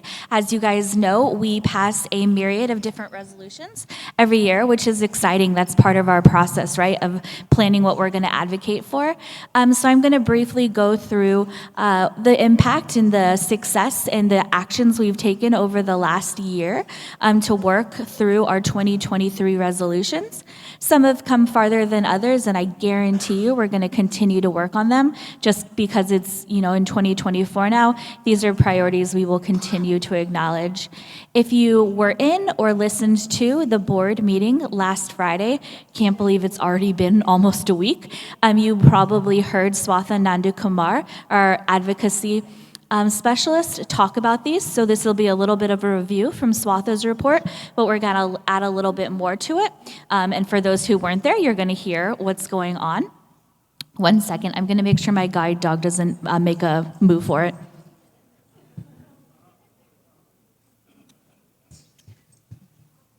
Okay, I thought she was going to go mosey over to Scott because she loves Scott. Okay. Now that I have my dog. Okay, so I'm going to go through several of these resolutions. Some I'll spend more time on others because some don't fall squarely under advocacy. Some fall under the wonderful work of Cindy Hollis. So she can talk more about those and you can approach her. But I'm going to quickly go through and talk about what has gone on. So first, our first resolution was to work on the Medical Device Non-Visual Accessibility Act. If you came to the leadership conference, this was one of our imperatives. So for those who participated in the leadership conference and went to Capitol Hill, this is something that we advocated for to Congress. This bill makes sure that medical devices that you'll use independently at home can be made accessible for people who are blind or have low vision. We live in an era now in 2024 where people and Americans have access to all kind of amazing medical devices, so you don't have to go into a hospital, but most of them are not accessible to our community. They don't have audible output, they have small print. And so this bill is calling to change that, to make sure that when the FDA approves devices, they are accessible. So the action we've taken this year is to continue to advocate to Congress to get this bill passed. It has had some progress. It's picked up quite a few new co-sponsors over 2024. ACB will continue to push it down the football field. I don't know why I use sports analogies. I don't understand them. But regardless, we're going to continue to push for it through the end of the 118th Congress, which we have about 5-6 more months in. We are getting, unfortunately, close to the end of Congress in the 118th session, but we will continue to push regardless till the end. And we'll see what happens if it's reintroduced in the next congressional session. Our next two have to do with issues impacting the community of people with diabetes. The first one covers receiving needles and insulin. We're working very closely with ACB-DA, that's Diabetes in Action, one of our wonderful affiliates. They've been doing some great work, and they're really the leading people or entity behind pushing this, but ACB's, the national office, is continuing to work with them to make sure that they can get this down the football field. Again, the next one also has to do with the reduction of insulin costs. Again, this is really being led by the ACB-DA. Yeah, you can clap for that. Has to do with the leadership of ACB-DA, led by our very own Larry Gassman. But one thing I can report back to you, President Biden, actually led some great leadership to reduce the cost of insulin. So we've seen some great leadership through the presidential administration, and we've seen some progress. Yeah, exactly. The next resolution had to do with establishing an ACB policy for membership referrals. So I won't spend time on this because this has to do with Cindy Hollis's community and membership work. But if you have more questions, I'd encourage you to reach out to Cindy, who will gladly talk to you. The next one is also, again, something that falls under Cindy, and it has to do with policies of code of conduct for the affiliates. So again, if you have questions, please reach out to Cindy. She is wonderful and always willing to talk to our members, so feel free to reach out. The next resolution had to do with pushing forward the Older Americans Act, or what you'll hear us call the OAA. This is a law that has to be reauthorized every 5 years, and as the name implies, it has to do with providing services for older Americans. And as we all talk about often in ACB, as people age, they're more likely to become people who are blind or visually impaired. So because of this, it's near and dear to ACB. And we continuously want to advocate for this. So the OAA has to be reauthorized by the end of September 2024. So it was great that our resolution last summer focused on this. Unfortunately, right now, there's not as much language in the bill on providing services to the blind and low vision community, but our wonderful affiliate, AAVL, led by Doug and Jeff, are doing a lot of work to push forward with this, and we're going to continue to work with that affiliate. There were some regulations that were passed back in the winter to provide more services, and then again, we're trying to push for language in the bill that will provide services to the blind and low vision community. So you can reach out to AAVL, and the ACB National Office continues to work with that community. The next resolution talked about providing large print books through the National Library Service through NLS. ACB worked with CCLVI this past year. A letter was sent to the National Library Service, and we're going to be reaching back out to NLS to see what the status is on this. But thank you so much, CCLVI, for your work in advocating for this. Sorry, my Braille display just jumped on me. The next one has to do, kind of similar to the OAA, but again, continuing to do work for the older American community. It has to do with providing increased funding for OIB, for older individuals who are blind. The way the policies work in the United States, we have an OIB program that's kind of parallel to vocational rehab to provide services for people who are losing vision when they're older.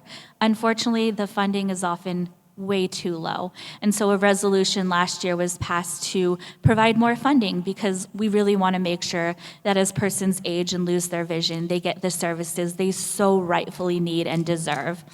So the resolution last year was great. We did advocacy through Congress to try to get an increase of $5 million budget. And the president himself actually put it in his proposed budget for 2024. The presidents, if you are unfamiliar, often put out their own proposed budget before the appropriations process goes through. Unfortunately, Congress did not go forward with that $5 million increase. So at this time, it hasn't moved forward the way we'd like to do it. But we're going to continue to advocate for it. And again, we are so fortunate that we can work with AAVL. The next one is asking ACB to urge RSA, the Rehabilitation Services Administration, to work with OMB to eliminate the prohibitions on state using federal and matching funds for the purchase of equipment valued at less than $1,000. ACB sent a letter to RSA, the Rehab Services Administration. The letter has been sent with the partnership with RSVA, and Swatha Nandu Kumar is working on this project right now, so if you have any questions, feel free to reach out to her. We haven't had a ton of movement, but as we often know, things with the federal government move slowly. The next resolution had to do with funding for visual interpretation at the state level. Again, this is one that hasn't moved quite as far as we would have liked, but we continue to advocate. This is for professional visual descriptions. We're working with the applicable affiliates. Clark Rockfall was working on this, but since he left, it's stalled a little bit, but we promise we're going to pick it up and go farther with it. The next two resolutions had to do with one of our favorite topics, rideshare services. I know I've already heard of a couple of rideshare denials, even at convention, unfortunately.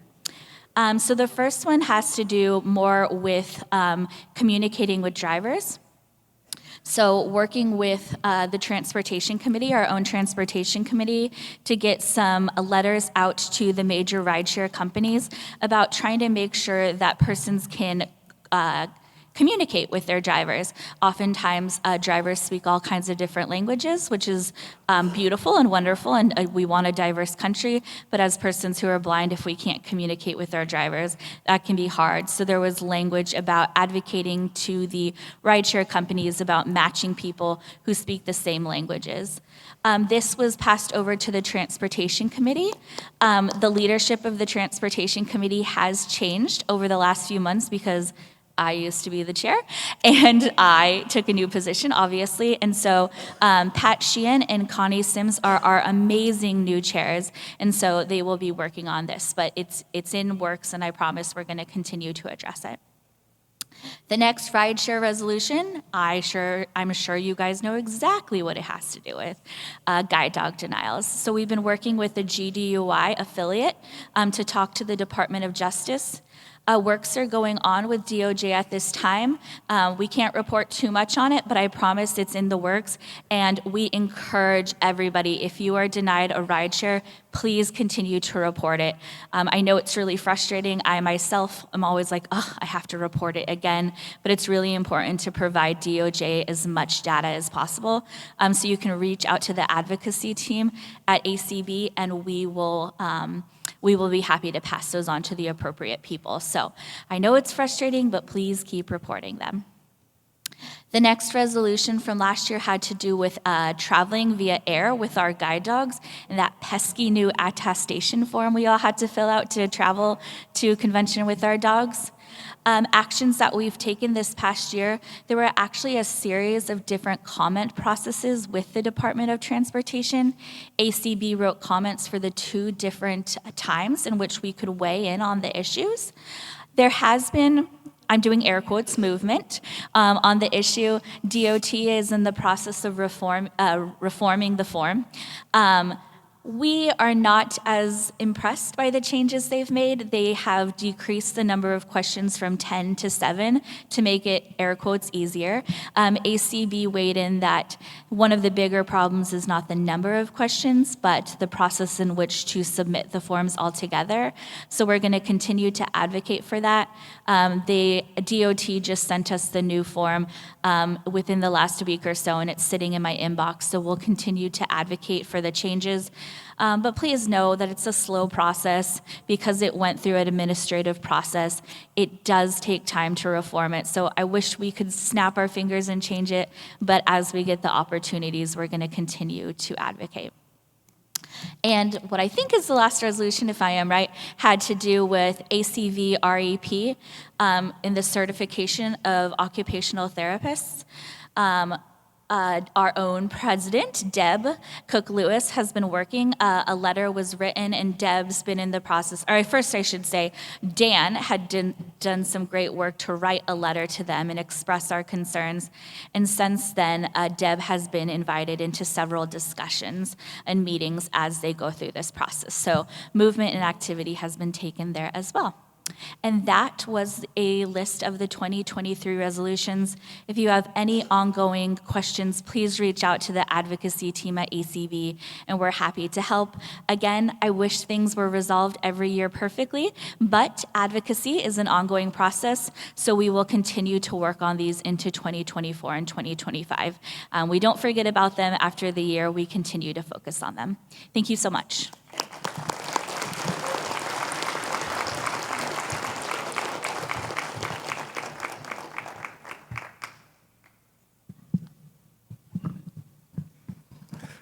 All right, thank you, Claire. We all know that resolutions are the things that drive our organization, the business of ACB.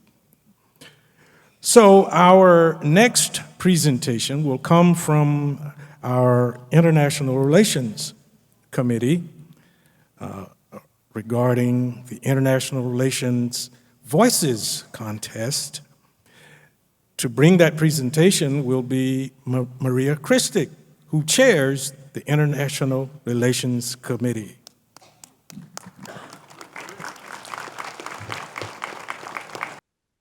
Hello, ACB. On behalf of the entire International Relations Committee, I'm so pleased to be introducing you to the winner of our International Voices contest.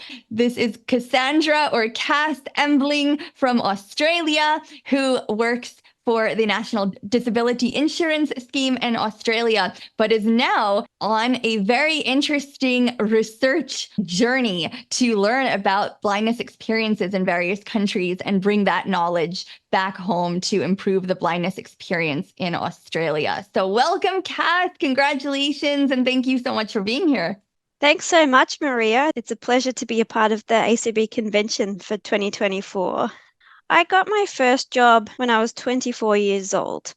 To be honest with you, up until that point, I was happy concentrating on my university studies. I was taking a Bachelor of Business at Monash University, and I was happy prioritizing that over trying to get employment. I had heard through my friends and through my networks that finding employment as someone who is blind is very difficult. So I thought, let me concentrate on my studies and then I'll tackle that when the time comes. However, an opportunity came up that I couldn't resist. It was an interactive exhibition called Dialogue in the Dark, which started in Germany, and they brought it to Melbourne in 2017. It's an immersive exhibition and it's in total darkness. So what they do is they replicate the local environment for the city that the exhibition is in, and they have blind tour guides that take members of the public through the exhibition. The idea is to educate them about blindness and the skills that we have, and to promote a positive attitude towards disability. So when that opportunity came up, I put my hand up and I was lucky enough to be selected as one of the guides. So that was my first job.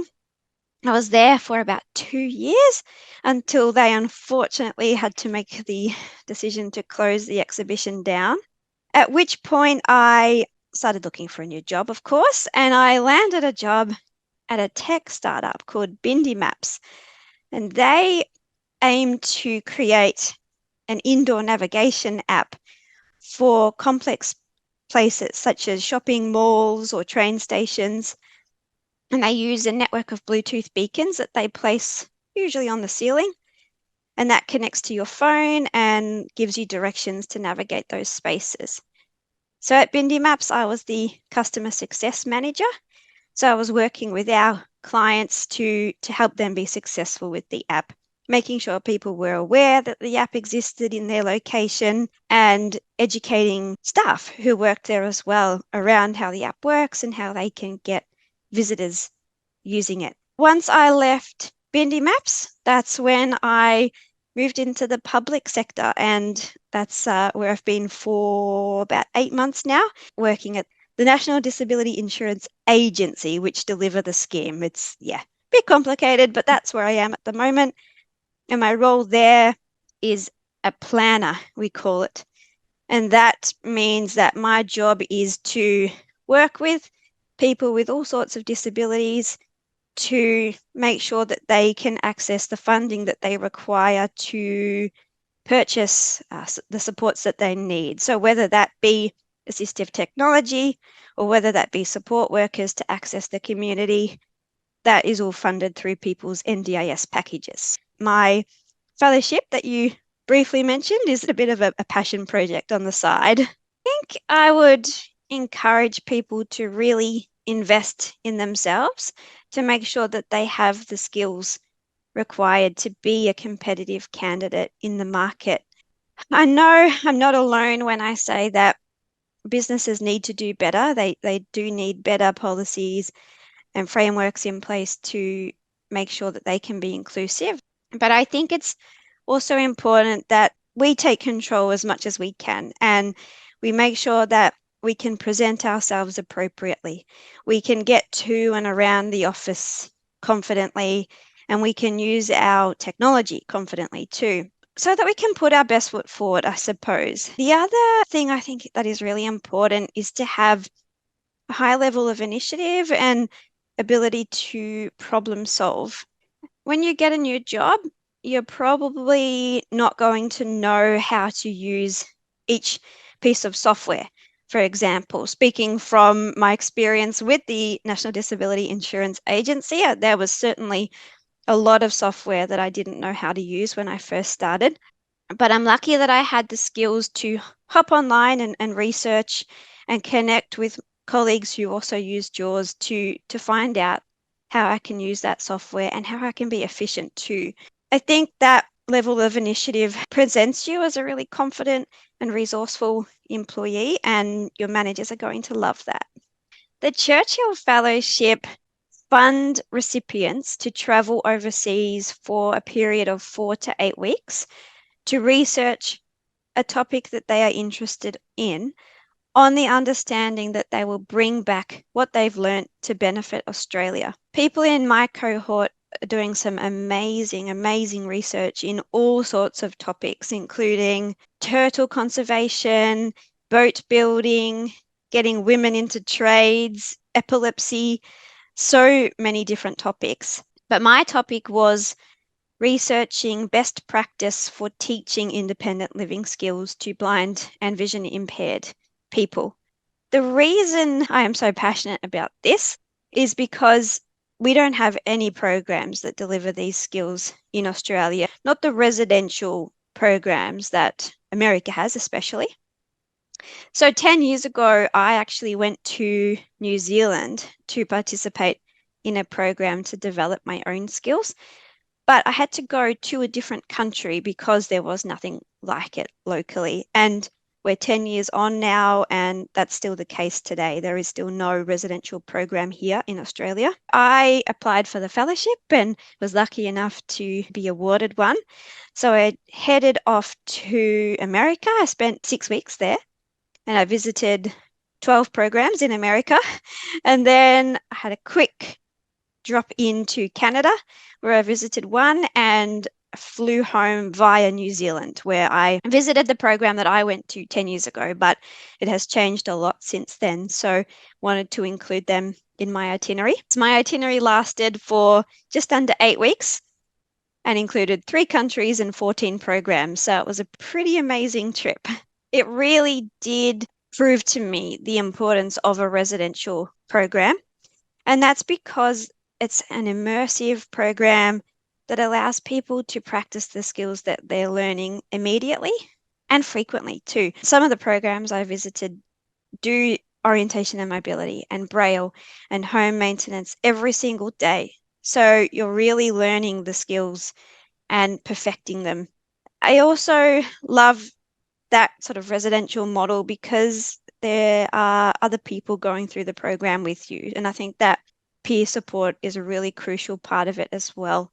Another thing that really stood out to me is the importance to have an interdisciplinary approach.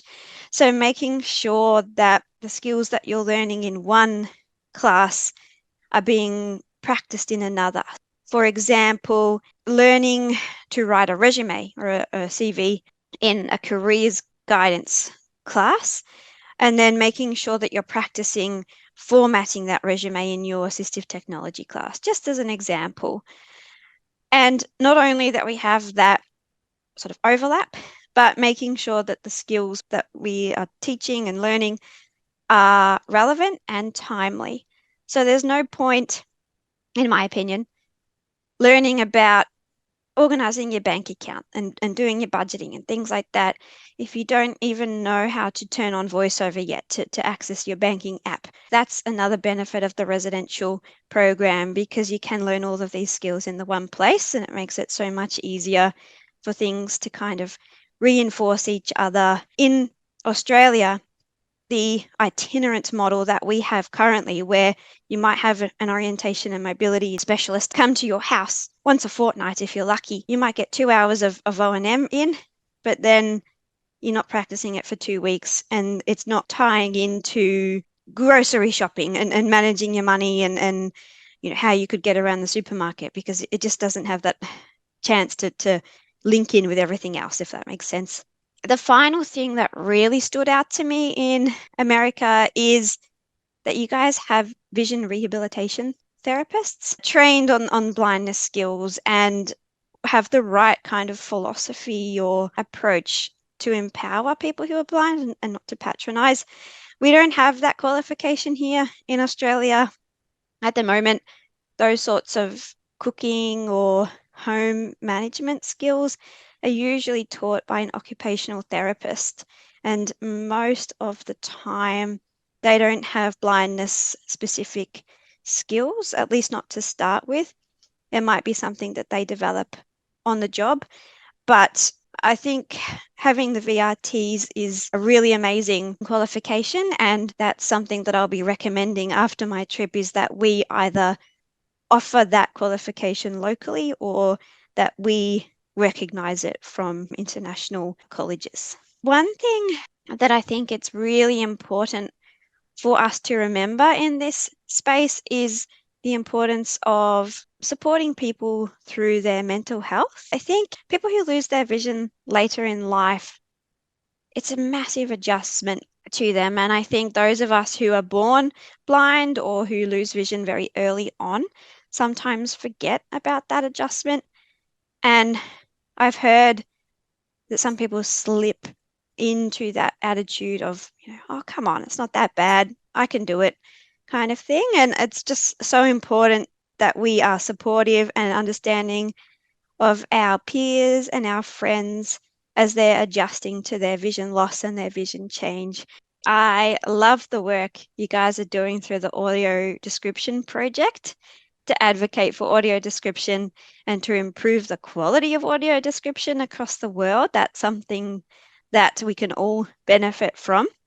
Australia is still working towards getting audio description on our free-to-air broadcast, so definitely appreciate all the work and advocacy that ACB do there. The other thing that really stood out to me is how ACB send equipment to emerging countries. I think that's really important to share the resources that we have with countries that perhaps don't have as much money or as many resources as we do. I suppose, though, I would challenge ACB, if you're not already doing so, to make sure that you're also providing the skills and the equipment to teach these emerging countries how to repair that equipment if it breaks. I have heard of Perkins brailers particularly seizing up because of dust perhaps, or because of the different climate or salty air, things like that. And I know that quite often that can be fixed with a simple clean, but you need to know how to pull the brailer apart to give it a clean. So I would love it, if you're not already, if ACB were to teach those skills too. And also, if you're sending canes across, maybe sending some extra elastic and even some just random pieces of cane in case someone's cane breaks. And that way you're providing the skills and the knowledge to repair the equipment too, so it doesn't just become trash if it breaks. I would just encourage anyone who is interested in attending a blind rehabilitation program to do their research so they can compare the different ones that are out there. That way they can make an informed decision about which one to apply for. There are so many different programs across America, and sometimes there are even multiple programs in one state. And quite often they'll do things slightly differently. So just doing that research will mean that people are able to choose a program that best suits their needs and their learning style. Such an amazing opportunity to have so many programs in America So take advantage of it, I would say. Congratulations again, Cass. Thank you so much for being here. And we hope that you've enjoyed meeting our International Voices Contest winner as much as we have enjoyed introducing her to you. Hope you all have a wonderful rest of convention. All right. We certainly thank Maria for that presentation. So, you know how on your computer you get that prompt that says, "You've got mail"? Well, today, we've got news. For our next presentation, you may think that the Pedestrian Environment Access Committee only deals with pedestrian safety issues. But its reach goes far beyond that to include the general built environment. Consideration is given to accessibility both outside and inside of buildings, encompassing such things as stairs and signage. We are pleased to bring to you today news about an ACB board member who was recently appointed to the International Building Codes Committee. We'll show you today why this is a huge win for ACB, particularly its affiliates, CCLVI and AAVL, and for the low vision and blindness community as a whole. Therefore, presenters today will include Becky Davidson, Chair of the Pedestrian Environmental Access Committee, known as PEAC, and she hails from Greensboro, North Carolina. Claire Stanley, Director of Advocacy and Government Affairs from Alexandria, Virginia, and Connie Sims, ACB board member from Sioux Falls, South Dakota. Ladies.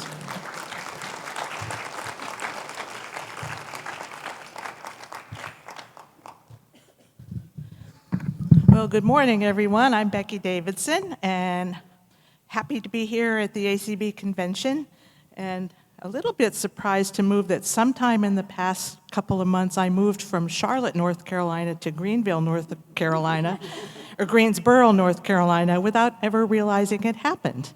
So I'll have to let you know how that goes. Anyway, we do a lot of advocacy on a lot of things in ACB. We multitask to the max. And that's true of the PEAC as well. As Michael said, you know, people think of us as the gurus for accessible pedestrian signals. And that advocacy effort will go on until we've won it all. But there's so much more to our, thank you. Keep fighting out there, folks. And, you know, keep us posted on how you're doing. But there's so much more to our built environment. And particularly in this case for our low vision and members, the whole idea of signage and tactile warnings, and especially contrast in places where you really need to take advantage of that to be aware of what's around you, both in signage and in this particular case, stairs. So we're really excited that board member Connie Sims has been appointed to the International Building Codes Committee. This is the first representation that ACB has had and that the blind community as a whole has had in this aspect of advocacy and design and all of those kinds of things. And so we're really excited and pleased that this has come about. There are a lot of committees that are doing all kinds of advocacy and creating standards. Our voice needs to be strongly heard, and now it will be. So I'd like to now turn it over to Claire Stanley, who's going to talk a little bit about some of the advocacy implications of all of this and some of what all of these committees are. So Claire?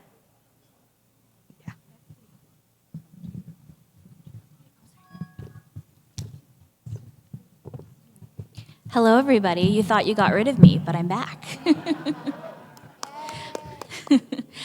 So I'm going to talk a little bit about what the IBC is, and then, like Becky said, how this plays into the advocacy work. And first and foremost, I just want to say I am so excited for Connie. I think this is going to be a wonderful opportunity. Yeah, let's clap.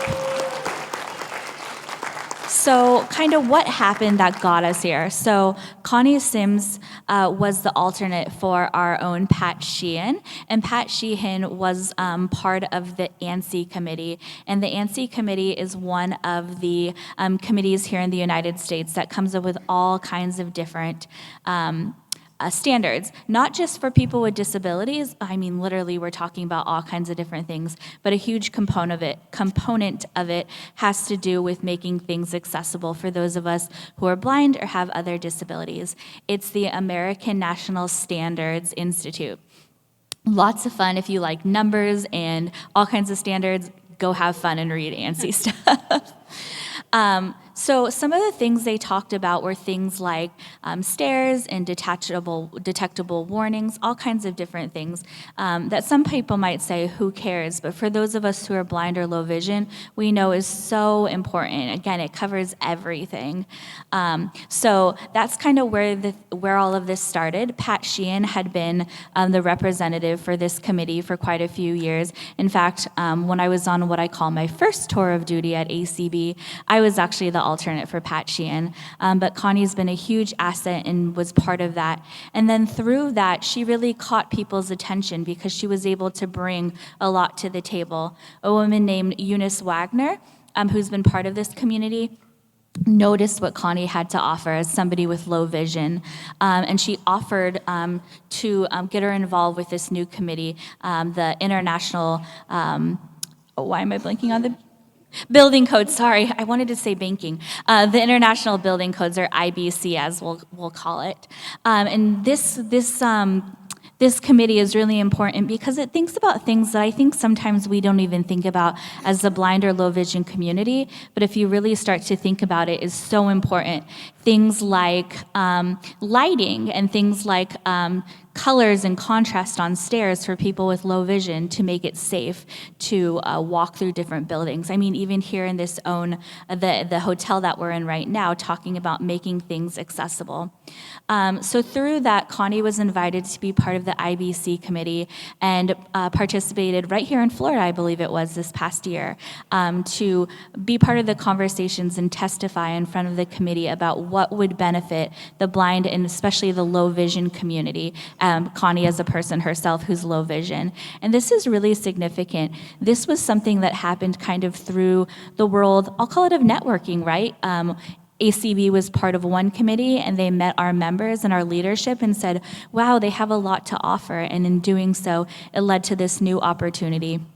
So I think this is just a wonderful example about how we as advocates, as we use our voices and we get involved, it can open doors to other possibilities and so on and so forth. So I hope that's just a wonderful example of how we need to speak up and be our own advocates, and it can lead to other so many wonderful situations where we can literally be at the table and offer our input so that it can impact the lives of those of us who are blind or have low vision.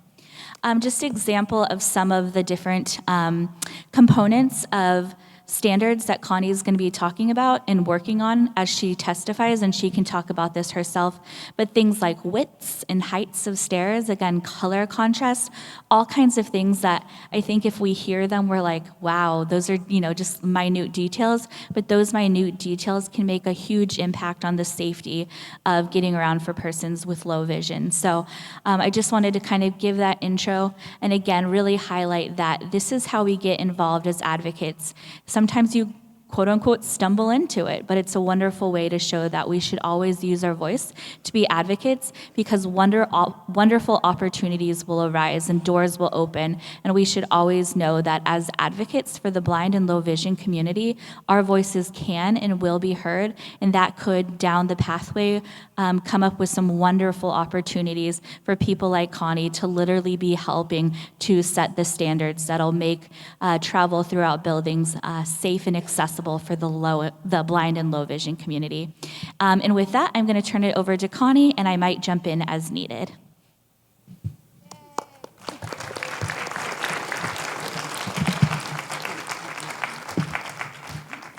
Thank you, Claire and Becky.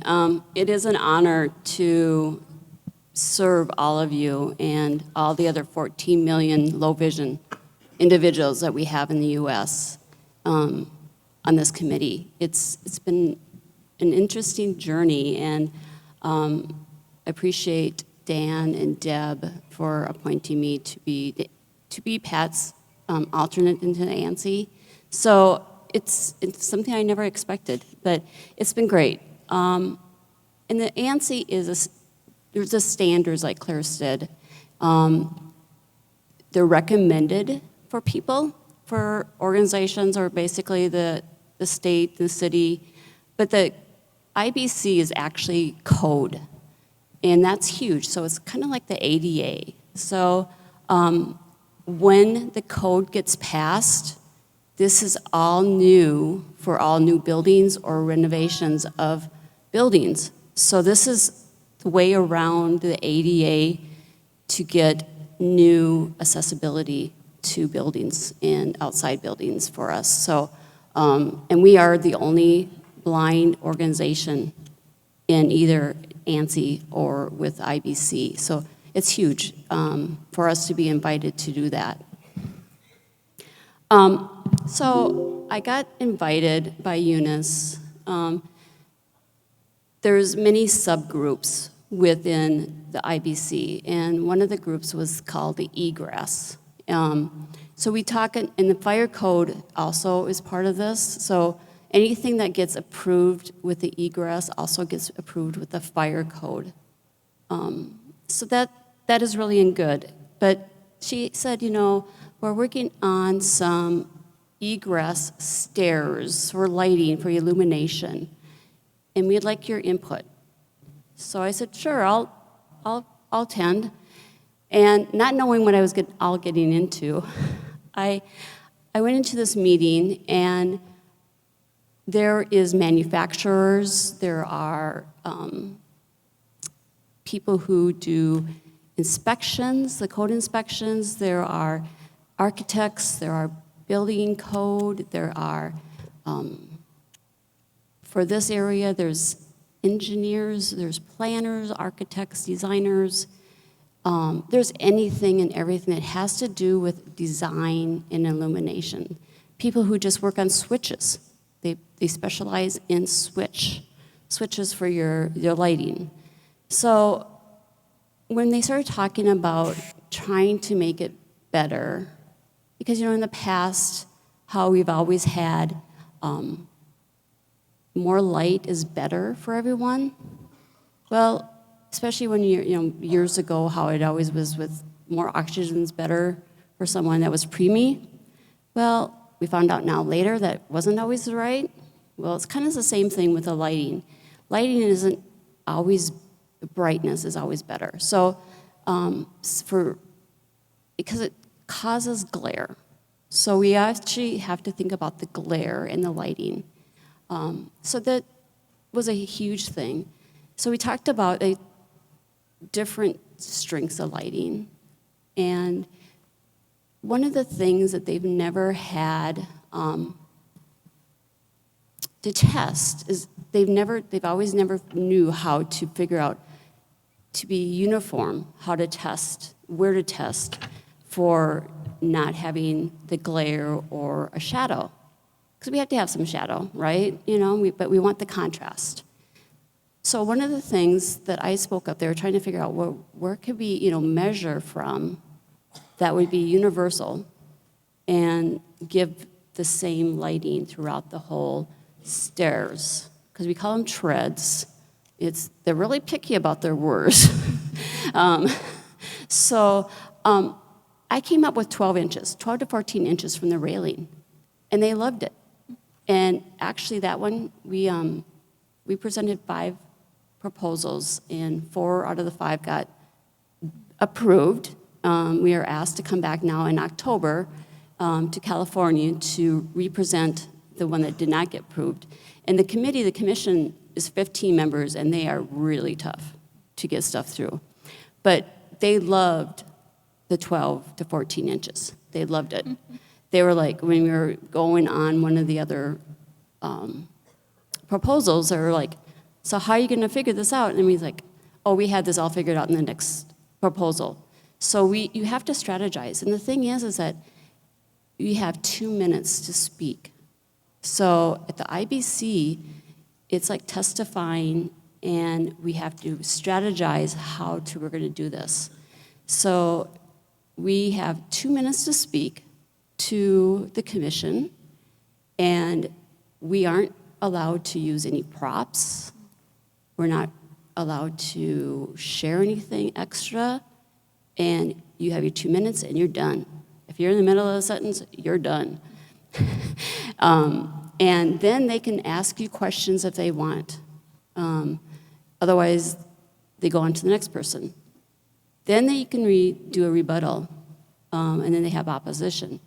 But it's very fast moving, and it's an all-day event. But, you know, a couple of them lasted an hour, 40 minutes. There was one that I worked on with Eunice and a couple other people that we were not part of, but they asked me to testify. It was on stair striping, and that lasted almost 2 hours. There was so much opposition. So those 2 failed, but we got their attention because one of the commissioners said they need this stuff now. They won't need it in 6 months or a year or 2 years. They need this information, they need this striping, they need the lighting now. So let's pass it, let's clean up the wording, because they fight over just little words, again. So they've asked us what to come back, they told us to come back, and one of the actually members, staff member, which is the ICC, is part of this. So ICC oversees all it's the International Code Commission, and they oversee all the International Building Code and the ANSI. And they said, we're looking forward to you coming back in October. We need you. So they say that people who have the disability, the commissioners are more willing to hear it. One of the things when we argued and we lost the stair striping, Sheila Young can testify to this. We were having supper. She came to have supper with me in Orlando that night. And one of the opponents for the stair striping that works with the stair industry came and found me. And he found Eunice also. And he spent 2.5 hours with us talking about how can we make this work. I spoke against you, but I understand your need. But what we do now, we can't make it work. How can we make this work? We spent 2.5 hours. We got some good conversation. And then I brought with some simulation cards for different low vision. And he was willing, I handed those out to some of the audience people, because of course I couldn't get them to the commissioners, but I gave one to him, and he was willing to try the stairs with the simulation. And he was amazed. He said, we have so much work to do. It really opened up his eyes to see how the different conditions, traveling the stairs that didn't have the striping, didn't have the right lighting, affected him. So they're willing to work with us. He actually has now sent me a bunch of wood that I need to share with people, figure out how we're going to do this. And he sent the same stuff to Eunice to test the LRV, which is the light reflective. But they're willing to work. So we've gotten their attention, and we've never been able to do this before. So I feel very blessed that they felt that they had the confidence in me to do this, because I didn't go out and just look for it, but they really listen and appreciate what we have to do and what we have, what we want. And so there's many areas. We actually work on signage, Pat and I do. We work on truncated domes. So all of that is areas that we can keep working on. Again, it's, I represent the ACB, but I also, when I speak for everyone. I speak for CCLVI or AAVL. I speak for everyone. Anyone who's low vision or blind is who is affected, and that's what I think about, is how does this affect everyone, because we all have different sight. Even if we have the same condition, we have a different sight. So you have to think about what's best for everyone and how we present it. So we are getting close to some stair striping. We have used the old resolutions from ACB, so we know what you as members have wanted us to do, and we listened to the members. So we've blessed Sharon's heart, so thanks to Sharon Lovering and Clark, but Sharon helped dig up all the old resolutions that had anything to do with the peak that we are working on. So we could go back to the 60s even to do that. Claire, do you have any comments? Question? This is Claire. I just wanted to close, and then we can ask our chair if we have time for questions for Connie. But I just, again, wanted to wrap up by saying just Connie's whole story just shows that by opening her mouth and sharing her input and her story has opened the door to such a great possibility to make changes that'll impact the community. So use your voice, be an advocate. This is just my little cheerleader opportunity to say, be your own advocate. And as we always say, keep advocating. And I do want to point out that we have reached out, Pat and I have both reached out to the CCLVI and had them come and testify and have their input and stuff. So it's not just us speaking. We reach out to people, we reach out to members. So if you ever have any thoughts or suggestions, we're always open to hear. Because it's not just us representing the members, it should be all of us. So, but we have done that in the past, and we will continue to do that in the past. So, thank you. Question?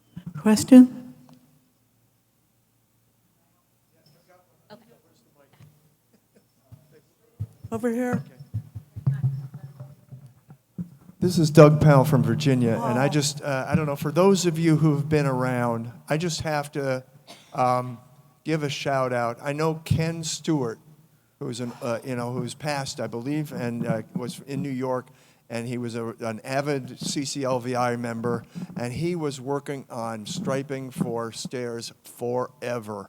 So I think he's probably dancing in the streets right now. So thank you very much, Connie, for your work. Thank you. Question. Ms. Sims, I'm on the planning committee for a huge condominium in Indianapolis. And to make the comparison, imagine you're hearing the shriek of a loud noise that makes it uncomfortable. In creating these standards, the new lights are being retooled. And they are the gray filament lights. The industry is manufacturing them now. Lighting architects have never seen them. And the problem that we have is we have to buy 2,000 lights in the next 6 months. So we're either right or we're wrong.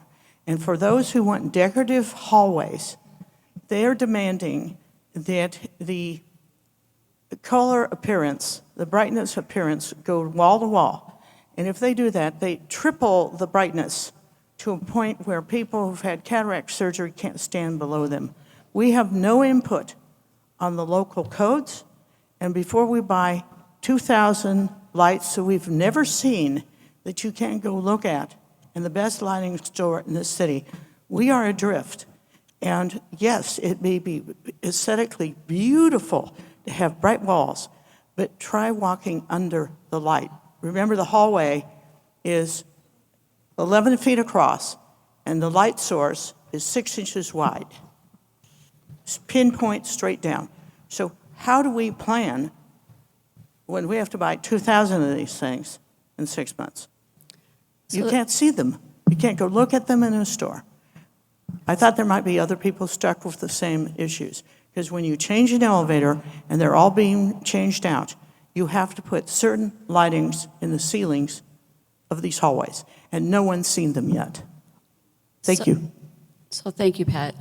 So the codes are available for everyone if you go to icc.org. But work with the architects or the city engineers or your planners, but they have to file and they have to follow the IBC code. And the ANSIs are recommended to go into the code. And that's why when now in ANSI, we just passed some striping on stairs.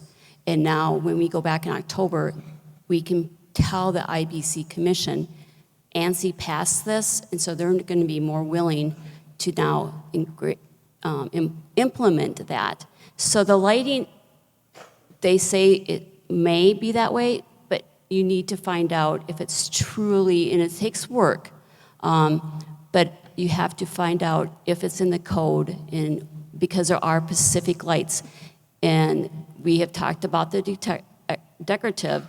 And, the lighting industry has really come along, and Pat can testify to this, because we really worked with them on ANSI stuff to make them understand that the decorative lighting is not always the best, and we worked behind the scenes up to a vote the night before to get the sign and the lighting people to work with us to make it so we wouldn't have the glare and stuff. So they are willing, they are listening. It's just going to take time.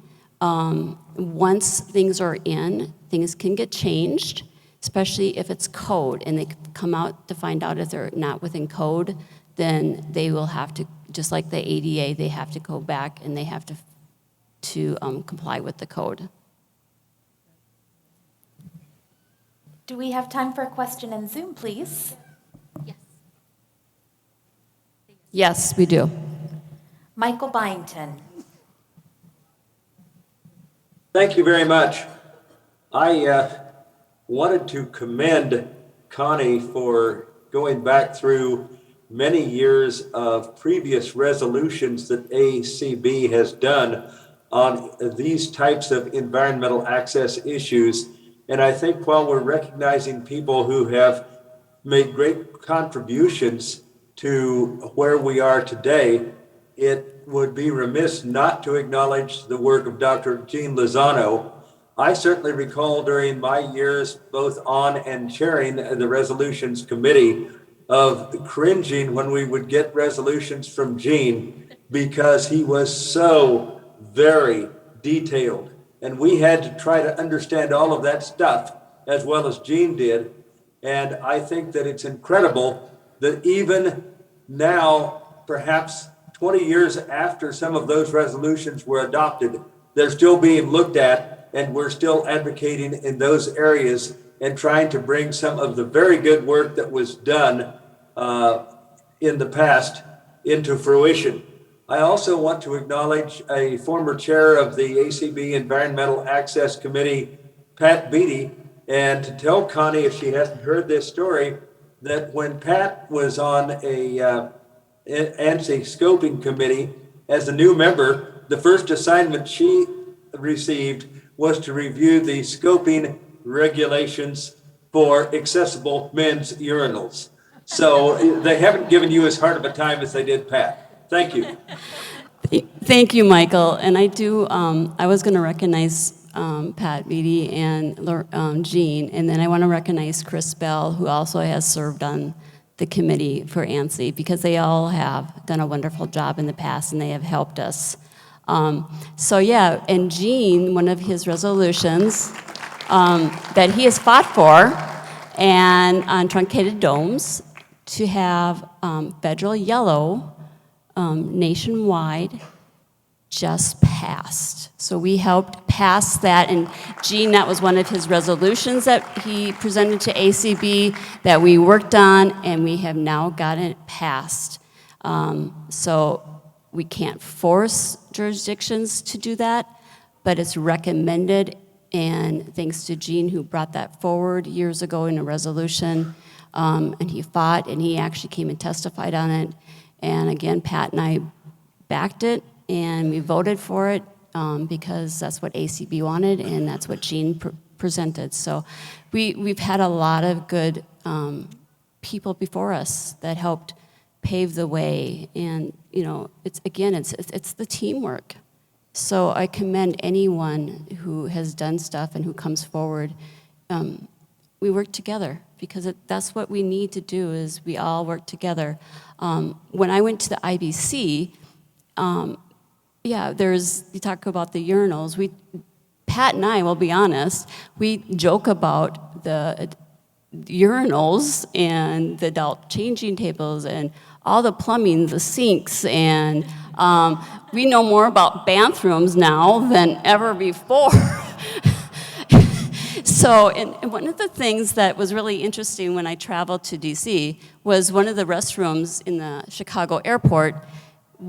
We had talked about, have you guys noticed now that the hand dryers are now in the sink?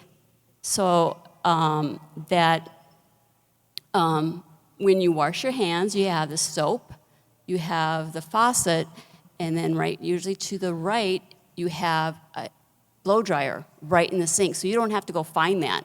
And that is something that we just passed also. So so everything is getting implemented and everything takes time.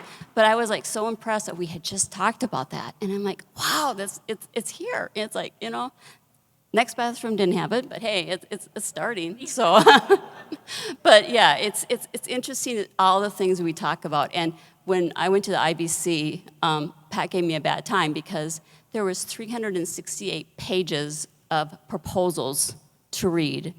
And even though I was only doing the 5 plus a couple other ones, I read all of them to make sure there was anything else that ACB could speak on that we could affect. And there wasn't at that time, just in the egress area. But yeah, I read all 368. So that was pretty, you know, it was interesting, I'll tell you that. But yeah, I wanted to make sure that I could represent ACB and anything else that I wasn't part of, but because you can, as a consumer, go and do that. So I encourage everyone to keep coming and speaking if you can. We'll be in Long Beach in October, so if any Californians want to come and participate, let me know, and I can let you know the dates. And the more people we can present, as one person said years ago, Marsha Maz said that she brought a whole bunch of people for a proposal, and she just lined them up, and it made a difference, and they got everything passed. So that's what we need, then that's what we need to do. So.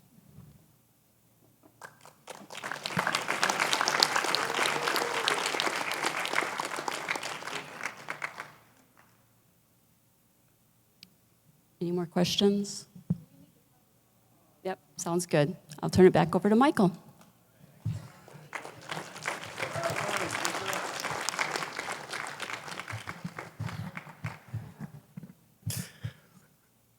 Thank you, ladies. I remember those days of low vision and having all those obstacles and problems, dealing with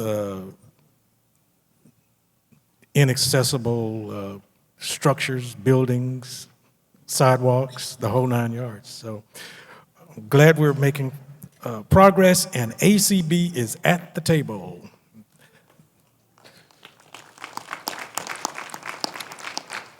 So we're going to continue with more news. We have news. As technology has taken a bigger part of our lives, we realize that there are significant changes. And one of the pieces of technology that even we've talked about a little earlier this week are kiosks. Oh, I hear a murmuring in the audience. But here to tell us about accessible kiosks at your local Social Security Administration offices is Mr. Roderick Hairston. Mr. Hairston is the Deputy Associate Commissioner at the Social Security Office of Electronic Services and Technology. He and his team provide software product and hardware development and support to the agency's over 1,200 customer-facing field offices. He's been at the Social Security Administration over 29 years. He's a self-described Southerner, having been born and raised in Martinsville, Virginia. He loves to spend time with his family, and he loves to sing. Give a warm ACB welcome to Mr. Roderick Hairston.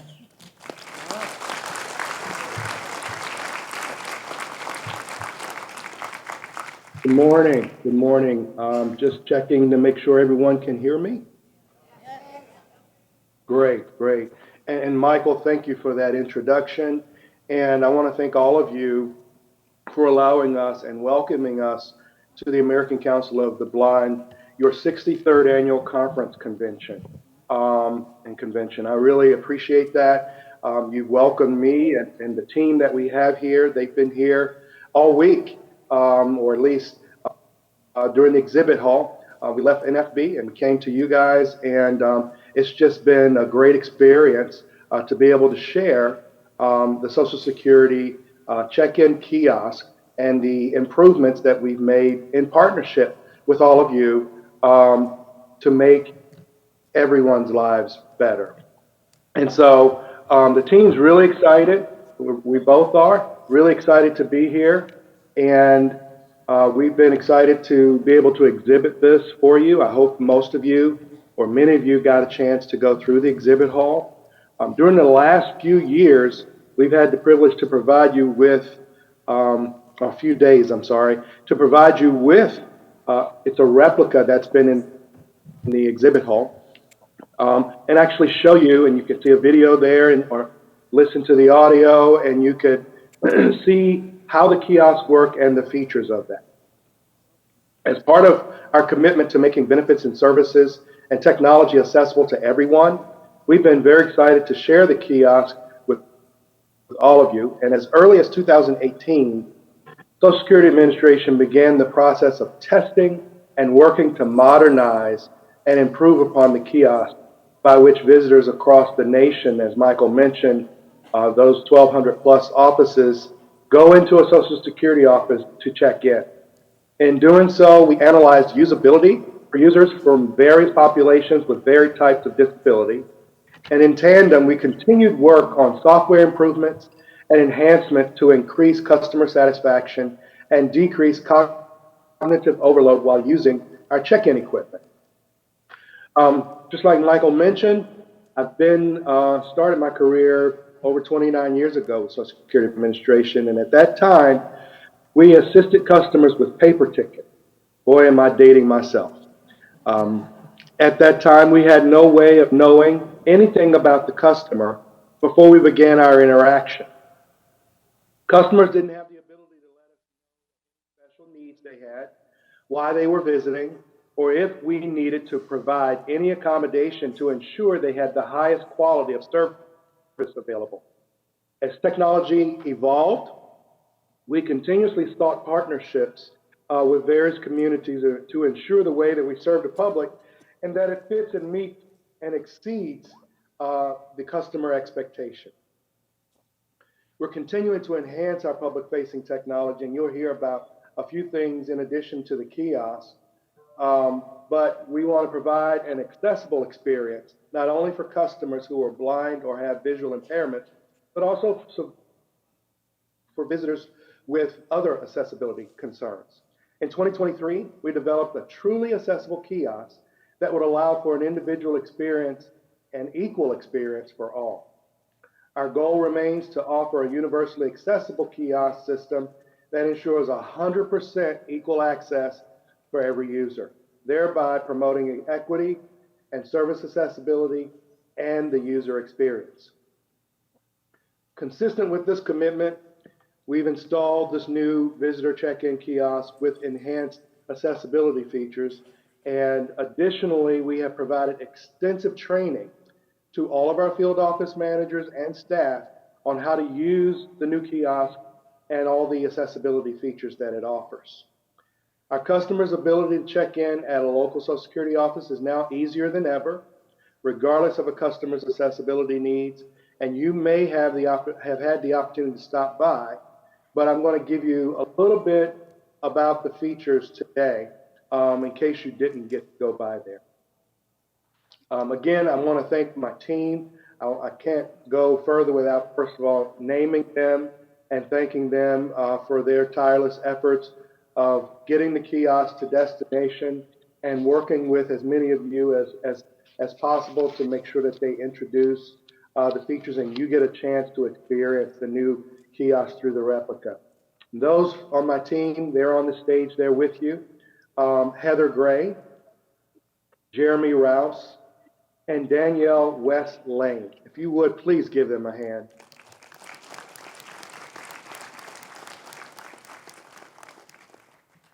Thank you so much. The kiosk cabinet is designed to meet accessibility needs for all the visitors. The design includes specific features based on your input, government regulations, academic research, and user studies performed by the Social Security Administration. These studies and our continued testing of high volume tasks related to Social Security services, they emphasize a user-centric approach to identify and address what we found were usability challenges, thereby fostering inclusive and accessible services. The touchscreen, the buttons, Braille instruction, these are all set at an angle appropriate for all visitors. For durability, the Braille instructions are printed on a steel plate. All components are mounted internally for security and to provide a smoother surface for visitors to explore by touch. There are no sharp edges, and to protect privacy, there's a headphone socket but no speakers. We supply complimentary headphones at the kiosk. Plugging in headphones launches the audio interface and should be the only modification a user may need to enhance their check-in experience.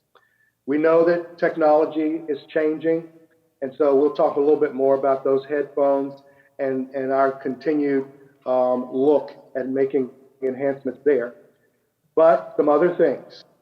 To serve customers who are blind or low vision, JAWS has been installed on all kiosks, activating an audio feature when they plug in their headphones. Go ahead, that's that. Please, thank you. Yes. During the check-in session, the audio interface tells customers what is on the screen. It describes how to complete the task. For example, how to use the keypad to answer questions. The navigation keypad has a 3.5 millimeter headphone socket in the upper right corner with an audio label in Braille above it. And that's the piece where I told you technology changes every day. We'll certainly be looking at that. We know folks use USB ports. It'll probably be something else after that, right? So this is not a one and done. This is us constantly looking at ways of enhancing the experience. Although customers may have their own headphones, we also supply complimentary ones. The navigation keypad can also be used without activating audio. This feature helps our customers in a wheelchair by providing an option much closer to them than the touchscreen. The keypad mirrors many modern TV remotes. Along with the accessible features of the kiosk, SSA has a dedicated email address to report any accessibility concerns that customers may have when they're interacting with the kiosk itself. That email address is section508 ssa.gov, and that too can be found on an attached Braille sticker on the kiosk. Also, in addition to the new kiosk, we offer our customers the ability to check in to our offices using their personal mobile device. This means, regardless of a customer's needs, they can use their personalized settings on their own device to navigate the check-in process according to their own preferences. This allows for a truly personalized and accessible experience, even without the need to interact with our new kiosk. I think that's a significant step forward as well. Since October 2023, more than 22 million customers have visited our offices and interacted with our check-in kiosk and mobile services. I'd say that's a huge accomplishment at this point.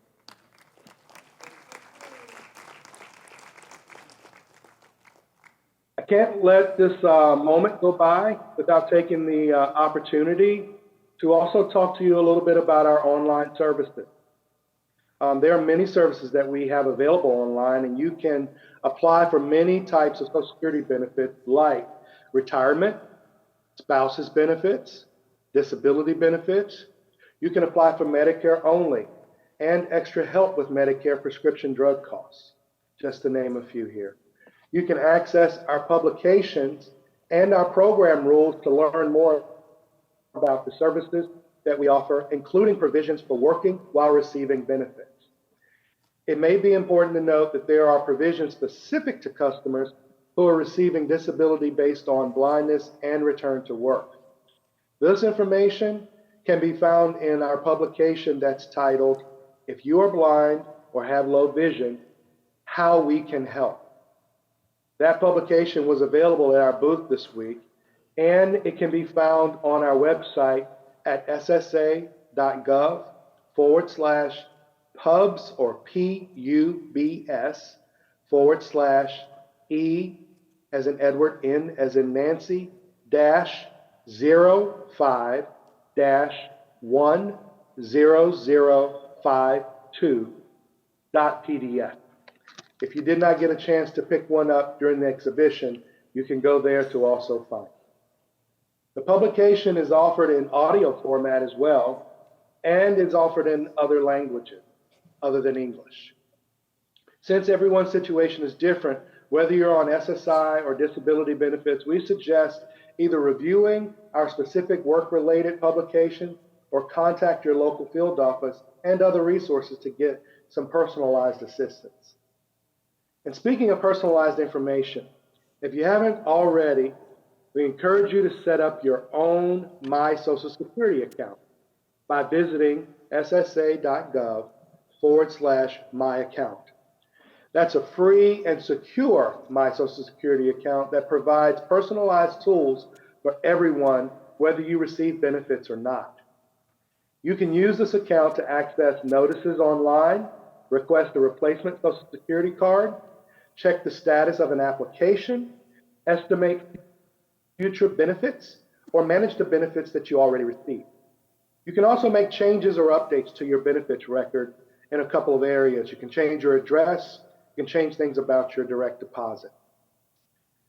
Also, we have some options that we offer for specialized notice formats to persons who are blind or visually impaired.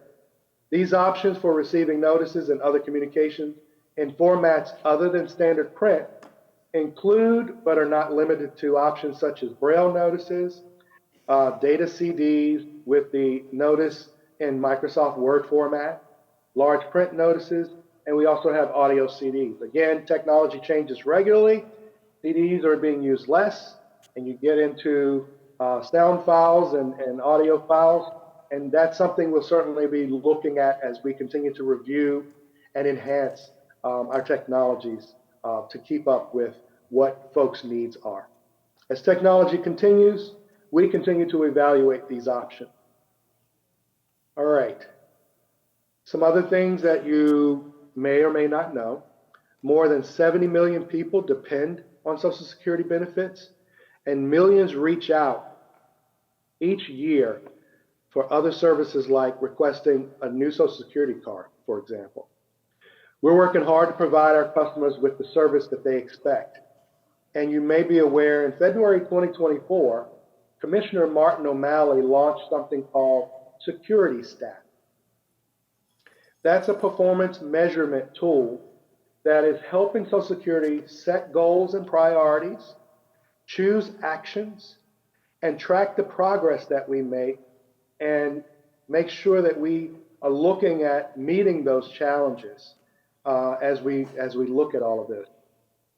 Commissioner O'Malley, he used this tool when he was mayor of Baltimore, and when he matriculated to be the governor of Maryland, he also used the same sort of command style performance measurement tool, and it is proving to be just as effective here at Social Security Administration. You can also find on our website information about Security Stat and these goals that I just referenced and the progress that we're making. You can find that on Social Security Administration's website, ssa.gov. I'll tell you a little bit more about that. We'd also like you to know that these are some of the agency's areas of focus, and some of those right at the top of the list are disability processes, return to work provisions, as well as overpayment remediation, as demonstrated by Commissioner O'Malley's implementation of Security Stat. And you can find more information about those. To be transparent, they're on the site at www.ssa.gov/SecurityStat. Here's some of the great information about the steps that the agency is taking to be more effective for all of you. Our work to reduce the number of pending hearings to the lowest level in over 30 years. Part of this success comes from our changes to policies involving disability determinations and decisions. We've updated the way we review a person's relevant work history when making decisions on applications for disability benefits. There are a number of considerations in a disability application process. And in addition to reviewing medical records, we review the customer's ability to continue to engage in work that will provide a substantial gainful income, or what some may call SGA, or you may know it that way. Well, previously, we considered the past 15 years of work when determining whether a person has work experience to continue to earn SGA since the date their medical condition first affected their work activity. Moving forward, we will now consider only the past 5 years of work experience in the disability decision process. I think that's a major decision. Also on Security Stat, you'll learn about changes that we've made regarding calculations for determining SSI eligibility and subsequently the SSI payment amount. Since SSI is a needs-based program, we have guidance on how to consider informal assistance that a person receives on a monthly basis. This informal assistance is sometimes counted as a form of income, thereby reducing the monthly SSI payment. However, we're updating those guidelines. For example, beginning in September 30th, we will no longer count assistance with food expenses as a type of informal income. This change will bring more consistency in an individual's monthly SSI payments and reduce some documentation requirements. I think that's also a significant accomplishment. Additionally, Security Stat has information on how SSA is working to address improper payments, adjusting the way that we collect repayments, as well as implementing steps to reduce the backlog of pending underpayments to our claimants. Along with this information, you'll also find information on how the agency is simplifying our processes with technology enhancements everywhere we can. We're working to reduce the paper burden on both our customers and our employees.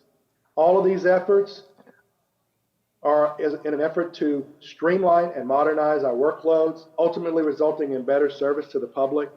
And we continue to strive to provide the utmost level of service to our customers. And as we continue to lean on new technology and processes, we believe there is a bright future ahead. In closing, I just want to thank you again, the American Council of the Blind, for providing Social Security Administration with this opportunity to share information about the new accessible kiosk and some other initiatives. And again, we hope that you had an opportunity to interact with the new accessible kiosk, and we hope that you have a wonderful time in this, your last day, the remainder of your conference. Again, thank you. Couldn't thank you enough for this opportunity. Really appreciate it, and hope you enjoy the rest of your time.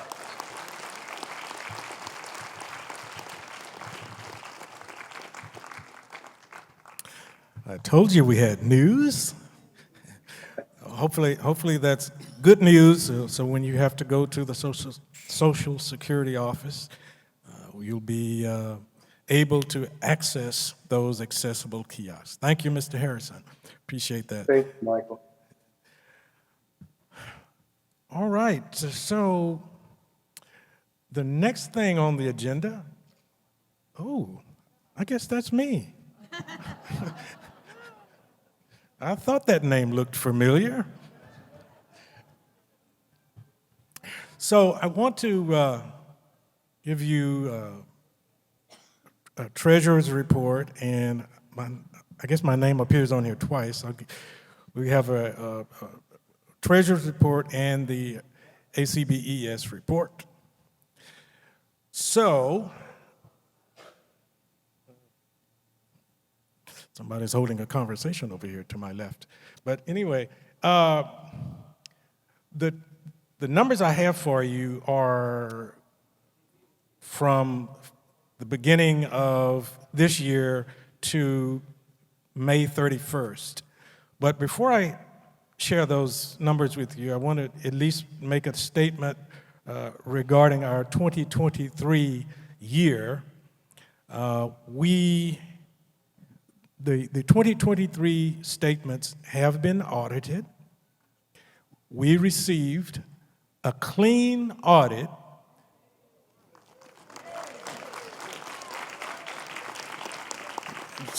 It said that in all categories were represented fairly. So that meant that in each category we scored high marks. So thanks to Nancy Becker and her staff, ACB continues to represent fair financial statements. So the numbers that were available for ending May 31st, 2024, and I'll give you some just revenues by category. Corporate relations were $232,107, which represented about 12.8% of total revenues. Individual contributions. Now, this category was a huge portion of our revenue, of our total revenues, came in at $816,055, representing about 45% of total revenues. And this category included such items as, and this is where you participated, ACB, but also others, but in-kind donations, sponsorships, auction, MMS planned giving, such areas as those. And let me say something right quick about the auction. We don't have all of the auction figures, but rest assured that you are going to be surprised when you hear the final numbers. Thank you, all of you who participated in the summertime auction, and hopefully you'll do as well in the holiday auction.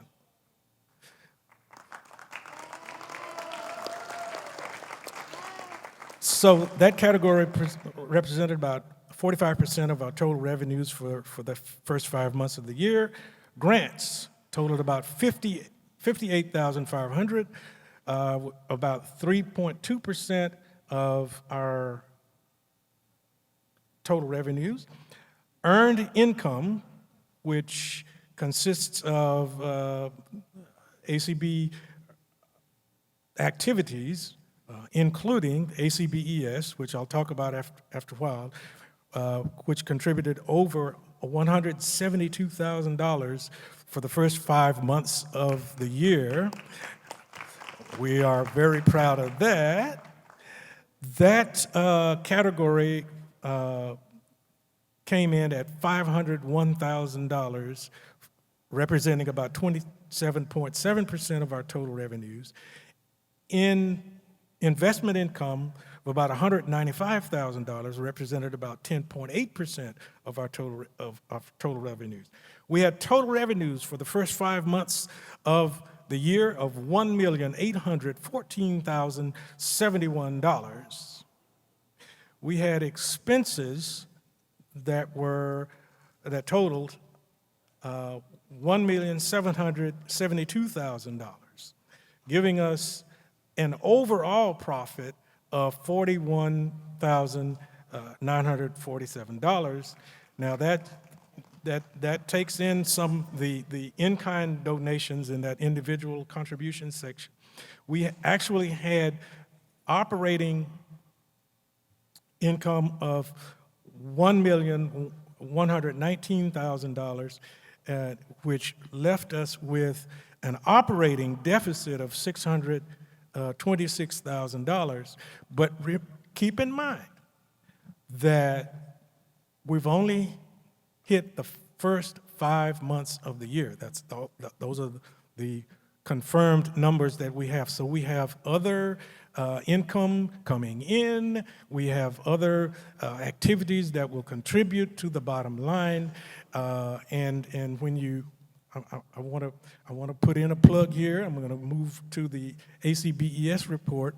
We are looking for an additional contribution from the thrift stores.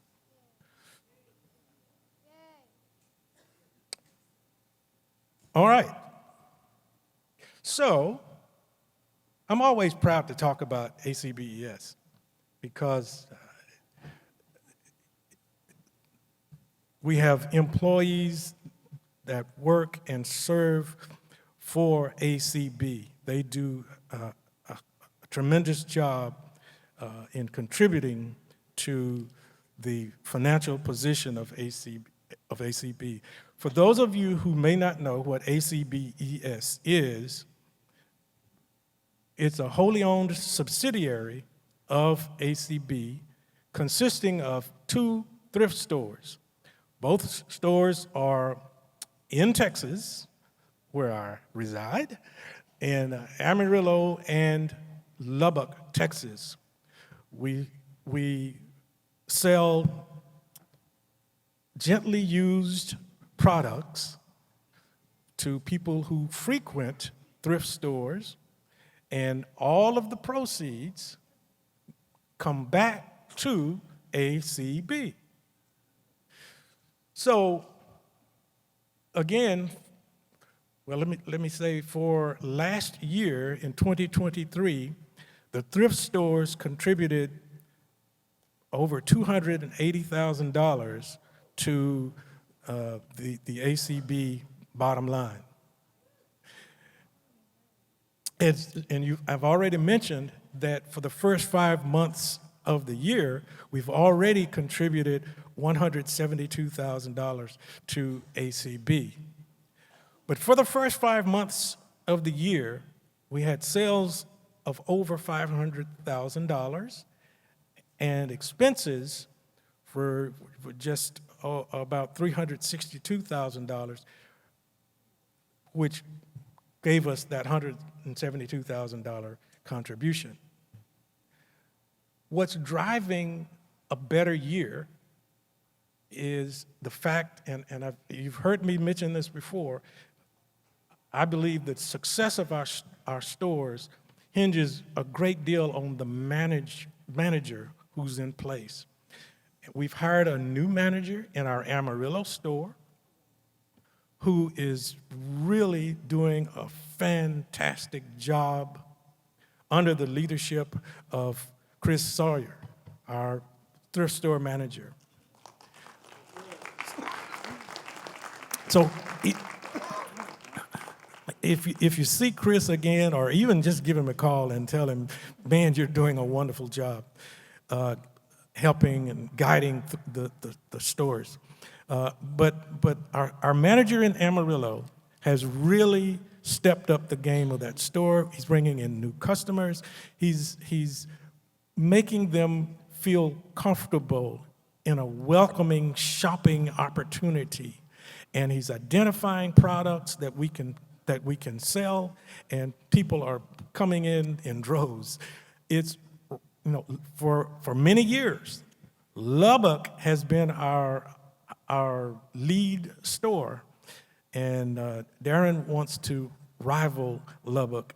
Actually, for the first couple of days this year, he actually had higher sales than Lubbock. So to tell you how the competition is going there.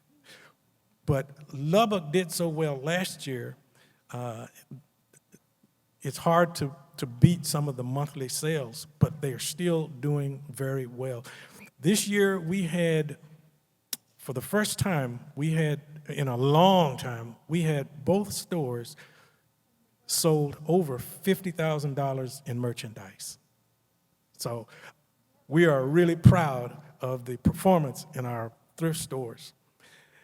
And so as we move forward, we are hoping this year to definitely surpass last year's contribution to ACB. We are hoping to contribute something well past $300,000 to the ACB bottom line.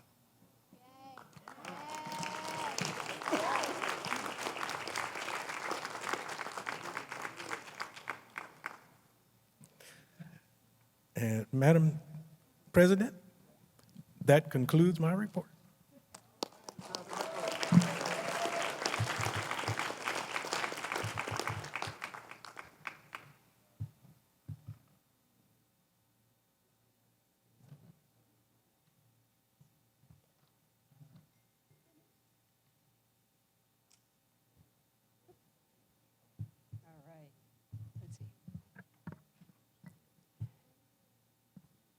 Thank you, Michael, for doing a wonderful job presiding this morning for us. And thank you to all of our presenters for this morning. Appreciate that so much.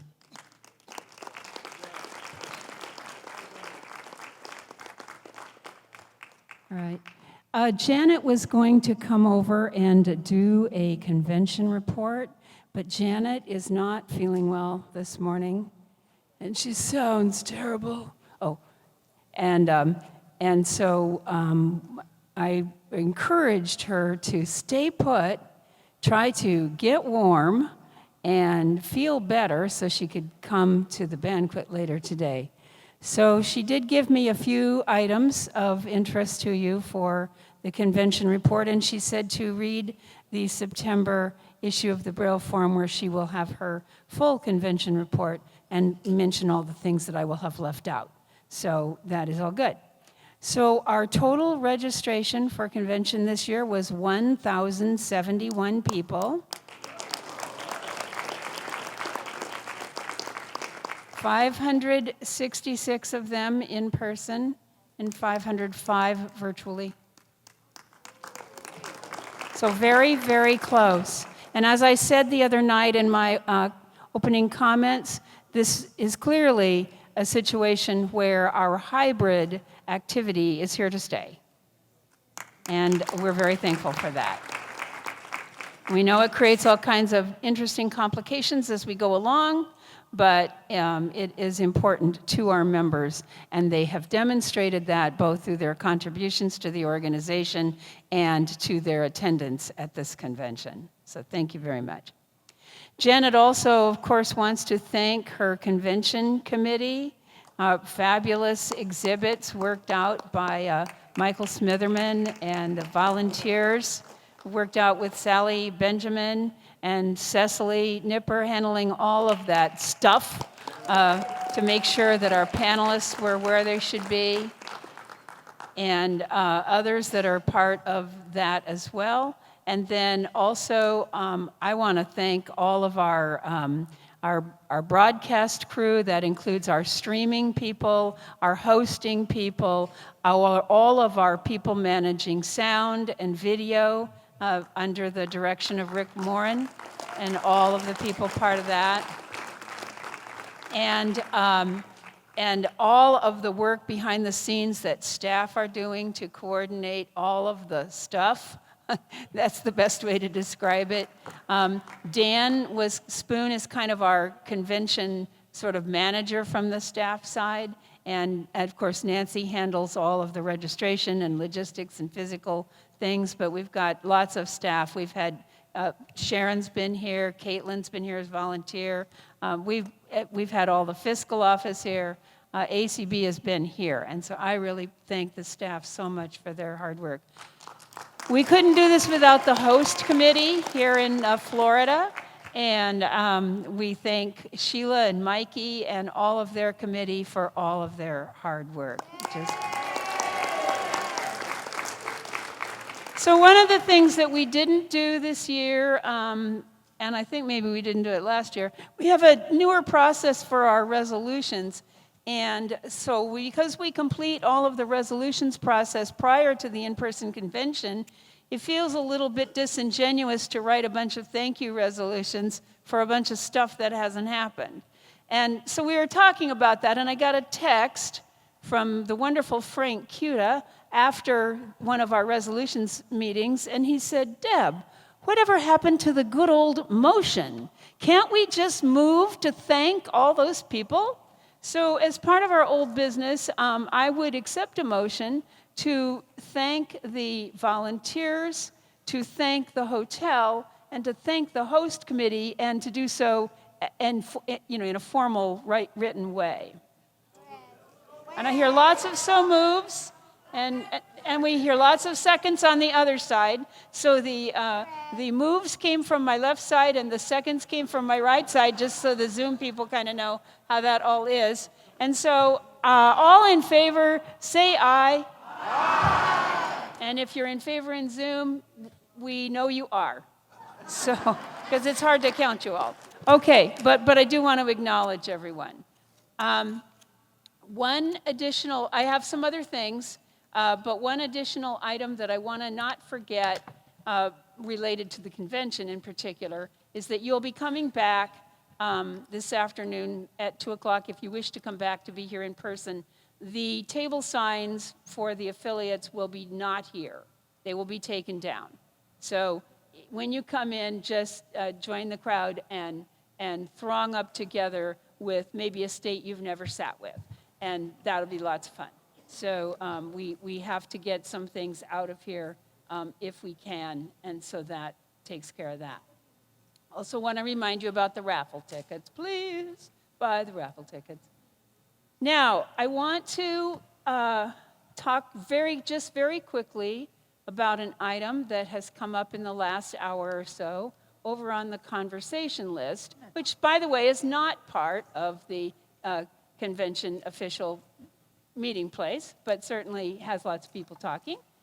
And so it was raised over there regarding a point of order regarding having a board member speak on behalf of a candidate. So the first thing I want to do is make sure that we understand what a point of order is and when it can happen. So I'm going to consider this item to be conversation on the conversation list. To be a point of order, it would need to occur at the time in the meeting. So if someone had a concern about someone's speakers or whatever else, whether that was qualified to happen, that point would need to have come on the floor. And there has been plenty of time to do it. So it is not a point of order, it is a point of conversation. Now, having said that, because I really do want there to be as much disclosure as possible and as much good intent as possible, and it is my intent to do well by the body and to acknowledge any time I don't, we absolutely have no problem in the organization officially with a board member speaking on behalf of a candidate. We do not have officers or staff speak on behalf of a candidate, and I would have called that. But board members have frequently done so, and one other time this week, but have done so in the past, and that has been okay. The other item that was raised over there, and there may have been others, but I wasn't watching it fully closely, but the other item that I will just provide as a clarification was why the speakers for our second candidate were only allowed 1 minute to speak. That comes from our standing rules. As a member of this organization, I think you have an obligation to become familiar with the standing rules each year, and we send them out to you in loads of time, and I think we did a better job this year than we've ever done with that, because frankly, you usually find them in the program, and you gotta find them in the program. And then the other part of that is that we haven't always gotten them out early and often, but I think this year we tried to really get them out there for you. In the standing rules, it says that when someone runs for an office, that they basically, their speakers have 5 minutes to speak. If they run again for the same office, then they only have 1 minute. So that was true when Christine Hunsinger ran a second time earlier in the week, and it was true this morning when Anthony Corona ran a second time as well. So the idea of that was that we don't need to keep hearing speakers. This has been requested by you lots. We don't need to keep hearing speakers again for the same people, for the same position. So if one of those people ran in both categories, they would have received the full speakers. So I hope that helps make things a little clearer. We haven't had these things come up a lot, and so I appreciate that there can be concern about that. And so I want to be sure and be upfront about that. But these things are not a point of order, not unless they happen at the time a point of order can happen. The next item is that I need to appoint the Board of Publications chair, and I can do that even though we're not completed with the elections, because we're on the last election and we know where all the candidates are, and so that is all very well. I want to thank Penny Reeder for her service to the BOP. I've mentioned this in the BOP meeting, and I've mentioned it in the board meeting, but I want to also mention that here and thank her for her service to the BOP. And she has served us for the past 6 years, and I know that she will continue to be active and involved, and that's great. I am appointing Katie Frederick to return as chair to the Board of Publications.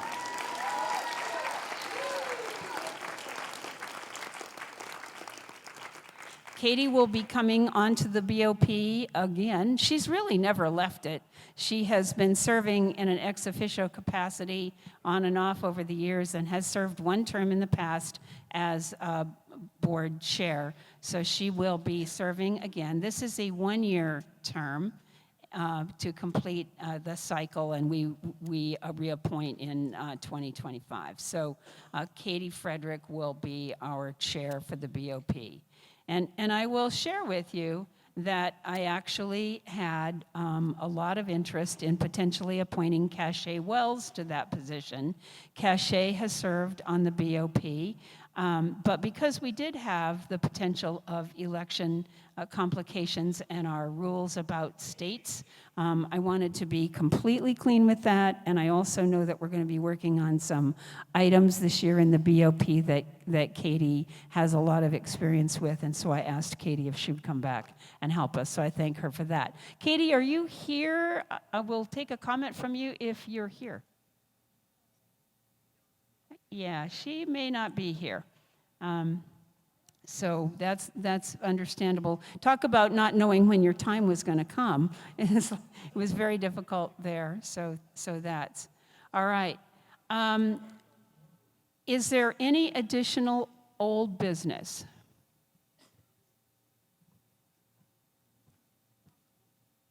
I'm not hearing any hands. Those hands in Zoom are always so loud. It's always hard to hear above them. Yeah. And there are none. Okay. And is there any new business? I think I hear someone. Yes, ma'am. Sheila, Yes, are you ma'am. at the Just mic? one, real quick, if I could. Yes. Rhonda Trott and her team have done phenomenal. And I just want to thank them for everything they do. I don't think they get enough credit, and the tours have been marvelous. So her and the volunteers are just outstanding. So thank you. I missed the tours. I apologize so much.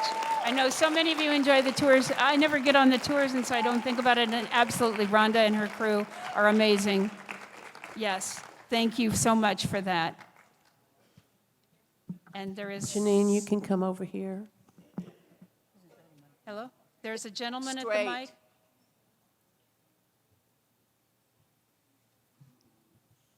What's happening? Nancy's going down to check. Was there another person? Oh, we have one in Zoom. One in Zoom. Let's take that one first. Naomi, you may unmute. Okay, I think I have. Yes. Yes, it's showing me, so I should have. Okay. I apologize if this is not appropriate, but somebody did use the point of order to thank people. This is my very first ACB convention, and I just want to thank you so much for being welcoming to people who participate virtually. This is truly a hybrid convention, and everybody who makes this possible, I just want to thank you so much for making me feel loved and like I belong. I haven't even met any of you yet.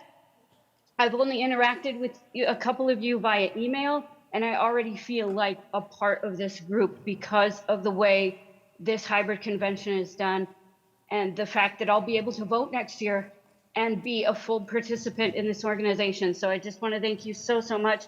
Thank you, all of you. Well, thank you. We're glad you're here. And I do really appreciate that sometimes it is a little harder to participate, particularly in these sessions on Zoom, so I appreciate that comment a lot, and we're trying very hard. Doesn't mean we always make it. Let's see, there was someone else on the floor, I believe? And we have one in Zoom when you're ready. Is there someone on the floor? Yes. Yes, okay. I would like to know, it's been brought to my attention by multiple members, and we've talked about it other times. Louder into the mic. Can you hear me now? Yeah, it's better. Okay. Hi, this is Janine Lee, and members and I were speaking, and we were curious if possibly going forward, if this is a motion or something we need to bring to the committee, but because of the members at home on Zoom are not with us in person, and there generally are leftover goodie bags, if they can be mailed to the people at home who are hybrid, if they're willing to pay for their shipping. That way they can be a full member and get the full thing because they're paying the same price. All right, we'll take that under advisement. So I'd like to make a motion for that. Okay, she's making a motion. I can make a motion. Yes, she can make a motion, guys. So I would like to make a motion that going forward, for anyone who is hybrid at home or not able to attend due to, Desi Noller is a perfect example. Her dog is sick, and she was not able to make it, and she was receiving an angel. So That's it. Okay, yeah, the motion is, let's not defend the motion, let's just make the motion, and the motion, I believe, is that members who are registered virtually, who wish to pay the expense of shipping, would receive a registration bag. Keep in mind, the staff cost to mail these bags is going to be quite a lot, so it may have to be more than the cost of shipping. I'll take a second. There is a second. There's all right. like 5 seconds. All right. So so Nancy said that, so you know, there are no bags left this year. We made the number we needed. So so I don't know. I mean. Going forward. So this is for going forward, which we will continue to make the number we need, by the way.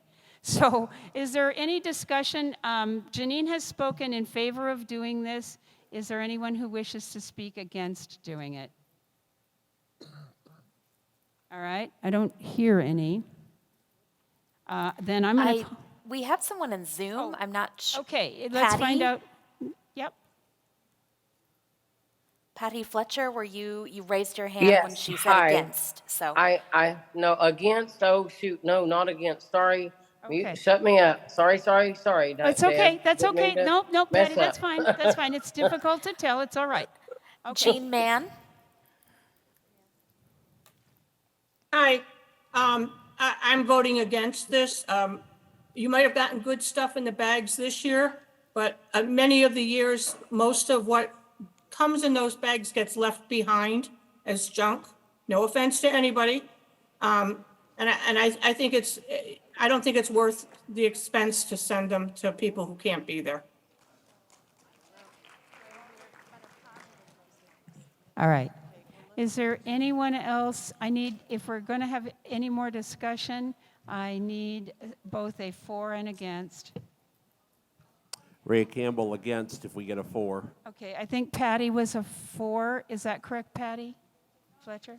Oh, no, Patty Fletcher? No. Okay. But we have some other people if you want them. I don't know. Or do you have anybody in? Yeah, if Ray is going to speak against, I'll take one more 4. I could be a 4. Okay, I've got a 4 here in the audience. Okay, cool.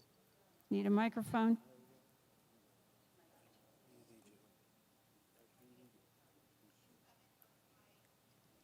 We're working on it. Just a second, everybody.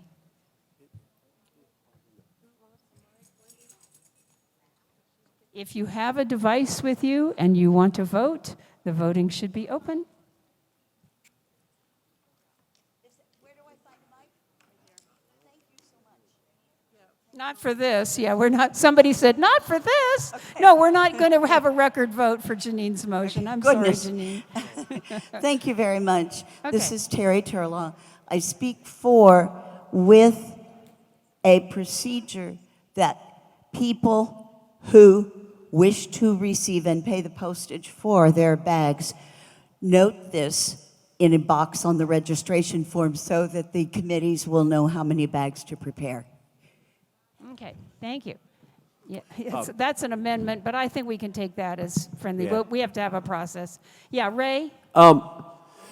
Madam Chair, I rise against this position. I love the idea. I really do love the concept. However, it is already difficult enough, as a chair of a previous host committee, it is already difficult enough to get all of the stuff we need for the goodie bags that we give out here. How are we supposed to know how many people register virtually so that we can make sure that they get those bags? I think it just brings up more work than is really necessary, and while I would love to be able to do this for people, it just seems to me to be unworkable, and so I would ask that we vote against this. Thank you. All right. If there's no objection, I'm going to move us to the vote. I don't think this issue is that complicated. Do you guys want to debate this? I can't believe it. All right. All right, we need to be on the time. We've already been about 5 minutes. Okay, I will need another yes and a no. I only will do this if I have both sides. There are people who have their hands. are in line. Why? We changed the rule yesterday. If you would like to be a yes, you will need to get to a microphone, state your name, and that you are a yes or no. Don't just hold your hand up somewhere in the room. If you're We on have two Zoom, on we Zoom. will take people on Zoom in the same way. If you'll unmute the people on Zoom, I'll take 2 yeses and 2 nos, and then we'll see where we are. All right, we have Donna Browning. I'm for no. Denise, are you tracking for me? Okay, Donna Browning will be speaking against. Stirku. So I am Sirko, and I vote for no too, but since you don't need any. I will any take more- 2 yeses and 2 nos. Okay, so I'm against. I'm a yes. Edward Andrews from Columbus, You guys Ohio. have to state your names. No one is on a list who has not stated their name. The only name I have is Donna Browning. So I am Sirko, and I am against this. Hold on. What's the problem? Can I? Edward Andrews, and I'd like to vote yes. Hold on, guys. Wait a second. I'm sorry. Just hold on a second. We weren't really planning for this. I'll do this. I can do this. Just a minute. I can do this. Okay. Okay. I can write. Okay. Donna is no. Circo, were you yes or no? No. Circo. Okay. I will take 2 yeses. Thank you. In Zoom, we have Michelle. Michelle, are you a yes? I had a couple questions. No, we're not taking questions. Okay. Edward Andrews in the room, yes. Edward will be yes. Thank you. I'll take 1 more yes. we have Patty Fletcher. Yes, but I think it bears more discussion. Thank you. Okay. So Patty's a yes. When you make other comments, it's really hard, guys, to tell. Sorry. Thank you. All right, we are ready to go. We're going to do these and then see where we are. Do we get our 2 minutes? All right, so our first yes will be Edward. And you have 2 minutes, Edward. Hello. The reason why I think it's a great idea, there are people who would really love to be here that are willing to actually pay the cost. I think we should investigate it before we actually just shoot it down. I'm not sure why so many people are so strongly against it, like very strongly. If they're willing to pay the additional cost out of their pocket, I'm trying to figure out how does that hurt us if they're willing to pay the extra cost. I think it should be considered. If it's decided today, we'll go with popular vote. But if it's, I do believe we should discuss it further than just shoot it down. I just don't understand the why there's so much against it. It's a very thoughtful suggestion. They're paying the same price. They'll be coming out of their pocket to pay additional price. It could be any one of you. Maybe at the last minute you had a travel delay. Maybe at the last minute you got injured or sick. It could easily be you. Okay. All right, thank you. Donna is our first opposition. Okay, so believe me, it would be good. It would be fun to get that. I didn't get to come this year. I would love to have come. I would love to get my goodie bag. I always look forward to it. But I just don't think it's worth the price that it would take to get it to the people. And I just think that we could come up with some other idea to make people feel like they're just as involved as the people who are there. I just think this is going to get too expensive, and I think it's a bad idea. All right, thank you very much. Madam Chair, point of order. I did not get my full 2 minutes. All right, we will come back to you. All right, thank you. Next, we will have Patty, who will be a yes, and we will do Janine. We will close with you. Thank you. Yes. It's up to 2 minutes. Okay, Yeah. can you hear me? Yes. Yes, we can. Okay, I apologize. My name is Patty Fletcher, and I'm from Kingsport, Tennessee. I agree with the first speaker who says I believe more thought needs to be given to this. I have always thought that something needed to be given to the virtual registrant when they register, whether a goodie bag is the thing or one free item such as a t-shirt or a pendant. Something must be done to acknowledge that virtual registrant. So thank you very much, and I love what you've done with the convention. All right. Thank you, Patty. Please mute me. All right. Sirko? So I am Sirkku Heinaluoto and I speak from Finland. And of course, it's nice to get a goodie bag, but for me, like I didn't register for the convention to get something like some item or some object in a bag, whether I would pay the shipping or whatever. Because after I've heard all the great things that you ACB do and advocate and that there is so much you are doing for the convention and use time and put a lot of effort and work for that. So I think there are more things, at least for me, for why I'm registered to the convention, because of being here, hearing your awesome work, and participating in your wonderful ACB community and convention. Thank you. All right. So Janine, I'm going to give you 1 additional minute because you did have a minute and it's up to 2. So we will give you 1 additional minute. And then guys, we really need to vote because the polling is open. And so so we need people to be able to leave and vote for their candidates. So Janine?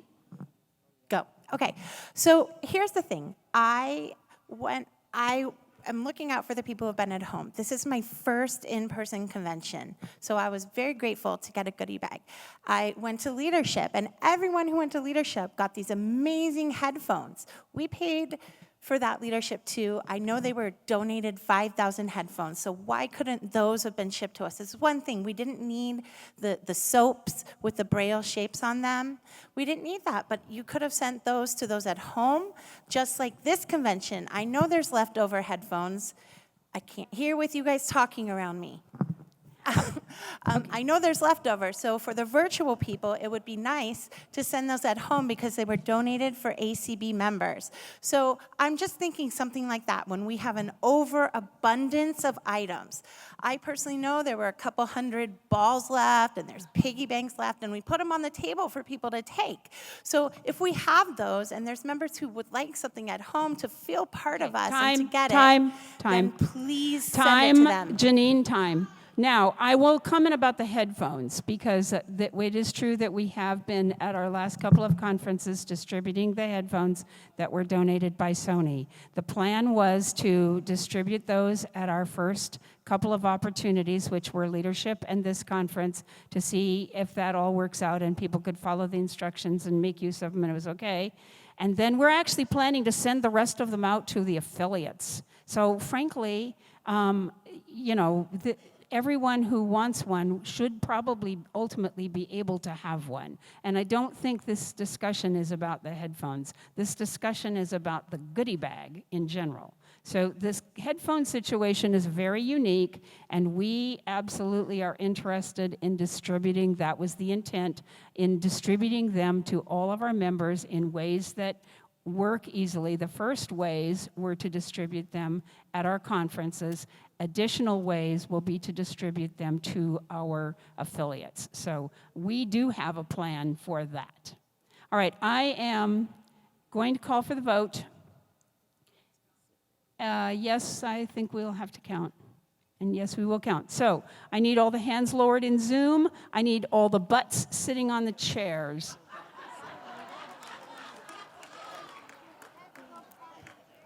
Yeah, do any of you remember that movie with Steve Martin where they had the buttometer and you were supposed to sit on the chair and you voted by like squeezing your In Zoom, please don't raise your hands until they're called Yeah, for. Zoom, you Thank must you. keep your hands down. Yeah.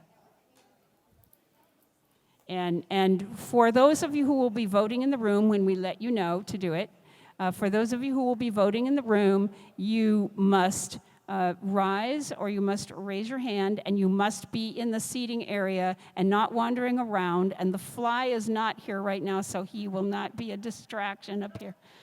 He's gone off to vote, I think, on his candidate. And so we'll see. All right, are we ready for them to begin?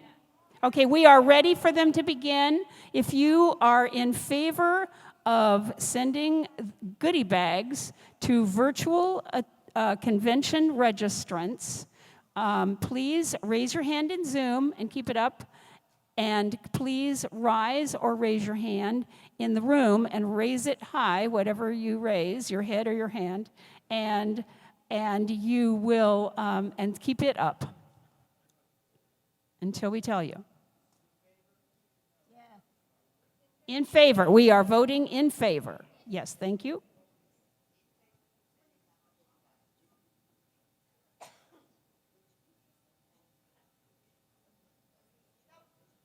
Okay, I'm done, Julie. You done in the room? No, hold on. We'll tell you. Up here.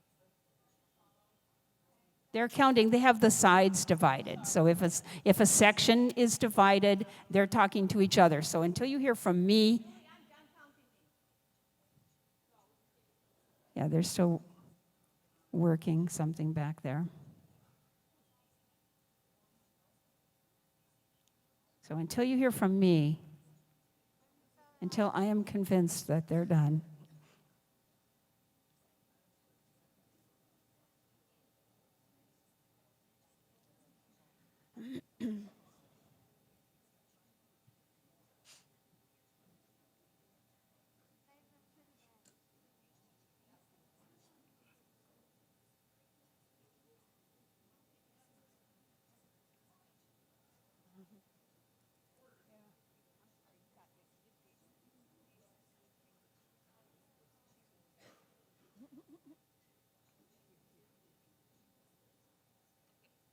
I don't know what they have in the Zoom room.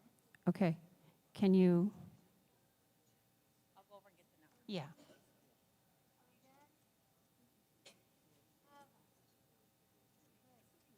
Are you guys done with the hands in the room, though?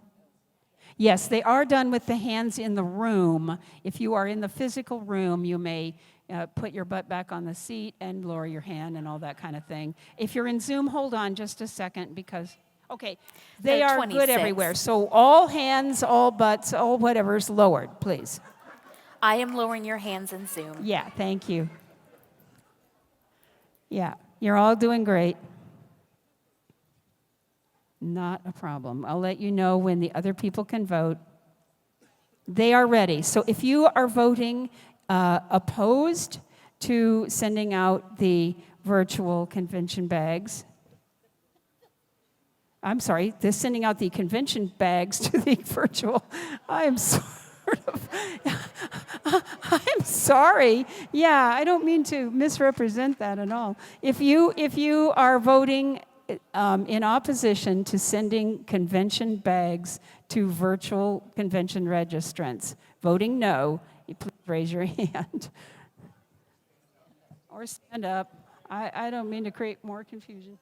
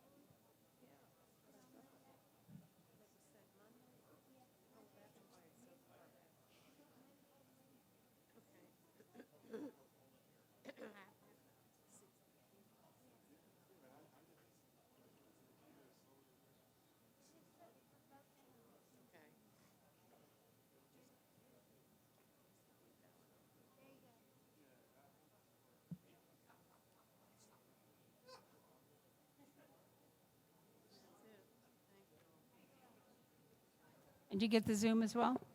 All right, they are done. You may put everything down. Chanel will lower the hands in Zoom. Yes. What's happening? There was a majority opposed. There wasn't a majority in the affirmative. Do you want the numbers or do you want to just say that? No, we should do the numbers. All right, 49 yes, 167 no. All right. The results are 49 yes, 167 no. Now, let me just say this, though, about that. I certainly understand the sentiment and the interest in this, and I don't think that there is any intent to slight virtual participants. So what I think that we need to actually do is ask the convention committee and the next host committee to consider if there is any way to do something special for the virtual attendees that works. Because I really think mailing out these bags isn't exactly quite the same getting it in the mail as it is having it here and playing with it here. So, Madam Chair? so Who cares? Ray. Just one question. For those who are not going to the banquet that have assistive listening devices, what should they do with them? Bring them to registration. Bring them to registration. Thank you. Before 2 o'clock, please. Madam Chair, Yes? this is Katie Frederick. Katie Frederick, would you like to speak? I would. All right. Thank you. I want to say thank you for appointing me back to the BOP, and I look forward to working with the BOP and ACB board and serving all of ACB in the next year to come. Thank you so much. All right, thank you. Nancy says to say thank you to the people who pulled up their signs for her already. That's helpful. Thank you so much for that. Do we have anything else? Door prizes, yes, let's have some door prizes. Right here, Katie. I'm coming. No, I was coming. Yes. Okay, here we go. Yeah, really. Door prizes, door prizes, door prizes. Okay. Okay. I would like to thank all of the affiliates who brought door prizes, and I would like to apologize in advance for anyone's name I mispronounce. Our first person is virtual. This is Joanna Ruoff. Joanna has won, my braille device is being bad. She's won, oh goodness. Mama Sessi, can you come hold this for me? Yes. Okay. Okay. Okay, sorry guys, my braille device just jumped. But luckily it came back and I have a helper in here now. So Joanna has won $25 from FCB. This thing is just really going nuts. I'm sorry. This is not how I normally do this. Very nice. All right. Do we have some more door prizes? Yes, ma'am, I'm apologize. My braille device is being bad. Oh, Okay, our next one is for Lorraine Brown. Lorraine is virtual. She has won $25 from ACB Diabetics, and she's also won the Audible book code for Annie Chipetta's novel on imperfections. All right. The next person is Ronak Patel. He's virtual. Yeah, they Won don't have to be. $25 from ACB Minnesota, plus the Audible code for Annie's book. Our next person is Christine Chaikin, virtual, all the way from Hawaii. Christine has won $50 from Washington Council of the Blind. All right. Mandy Holly is here. Mandy has won $50 ACB Amateurs. And I want to make sure I didn't miss anybody else. All right, good job. Well, if we missed any, we can pick them up at the banquet, right? Yeah, Yeah, I like that. Okay. and ACB will be mailing the ones that, Yes. that, And we absolutely do include our virtual attendees in our door prizes, and that Yep, is a great that's thing. it. I am glad we do. Yeah, yeah. Madam So- President, Sir, this is Alan. with your Alan tickets. Peterson. Do you have some Yeah. more tickets? We have some Braille form raffle tickets for sale. We aren't completely sold out. If you want a ticket, you can see me, or you can go to the registration desk. I have credited for selling 166 so far, and would like to sell more, of course. But And you usually sell the winning ticket, don't you? often, Yes. often. Yeah, I just wanted to make sure people know that. Okay. Anything else? Madam Chair? Yes. Hi, it's Janine again. For new business, I would like to recommend forming a hospitality committee for members to reach out to members when something has happened to them, if something hurts them, and also, especially for first-timers who come. When we come to the convention for the first time, we have to wait till Sunday or 3 or 4 days in, and it's hard to find other first-timers. So it's really nice if there was a committee that could reach out to the first-timers and not just to the 2 DKM We will send that to winners the membership and the committee. 5 JP Morgan Chase. Thank you. We will Really? send that No, to- no, I can make a motion. Don't No, say we are- that. Yes, I can. Janine? I am a member of the body, and I'm allowed to make a motion for you to form a committee, a hospitality committee that can reach out to members and make first-timers feel more welcome. That is my motion. Is there a second? I don't have a second for your motion, Janine, so we're moving on. All right. So it's time for people to vote, to go to, if you need to go somewhere to do that, or feel free to do it right here, or whatever works for you. Please vote. We are adjourned. We will reconvene at 2 p.m. A logo, ACB in print and braille, American Council of the Blind, together for a bright future.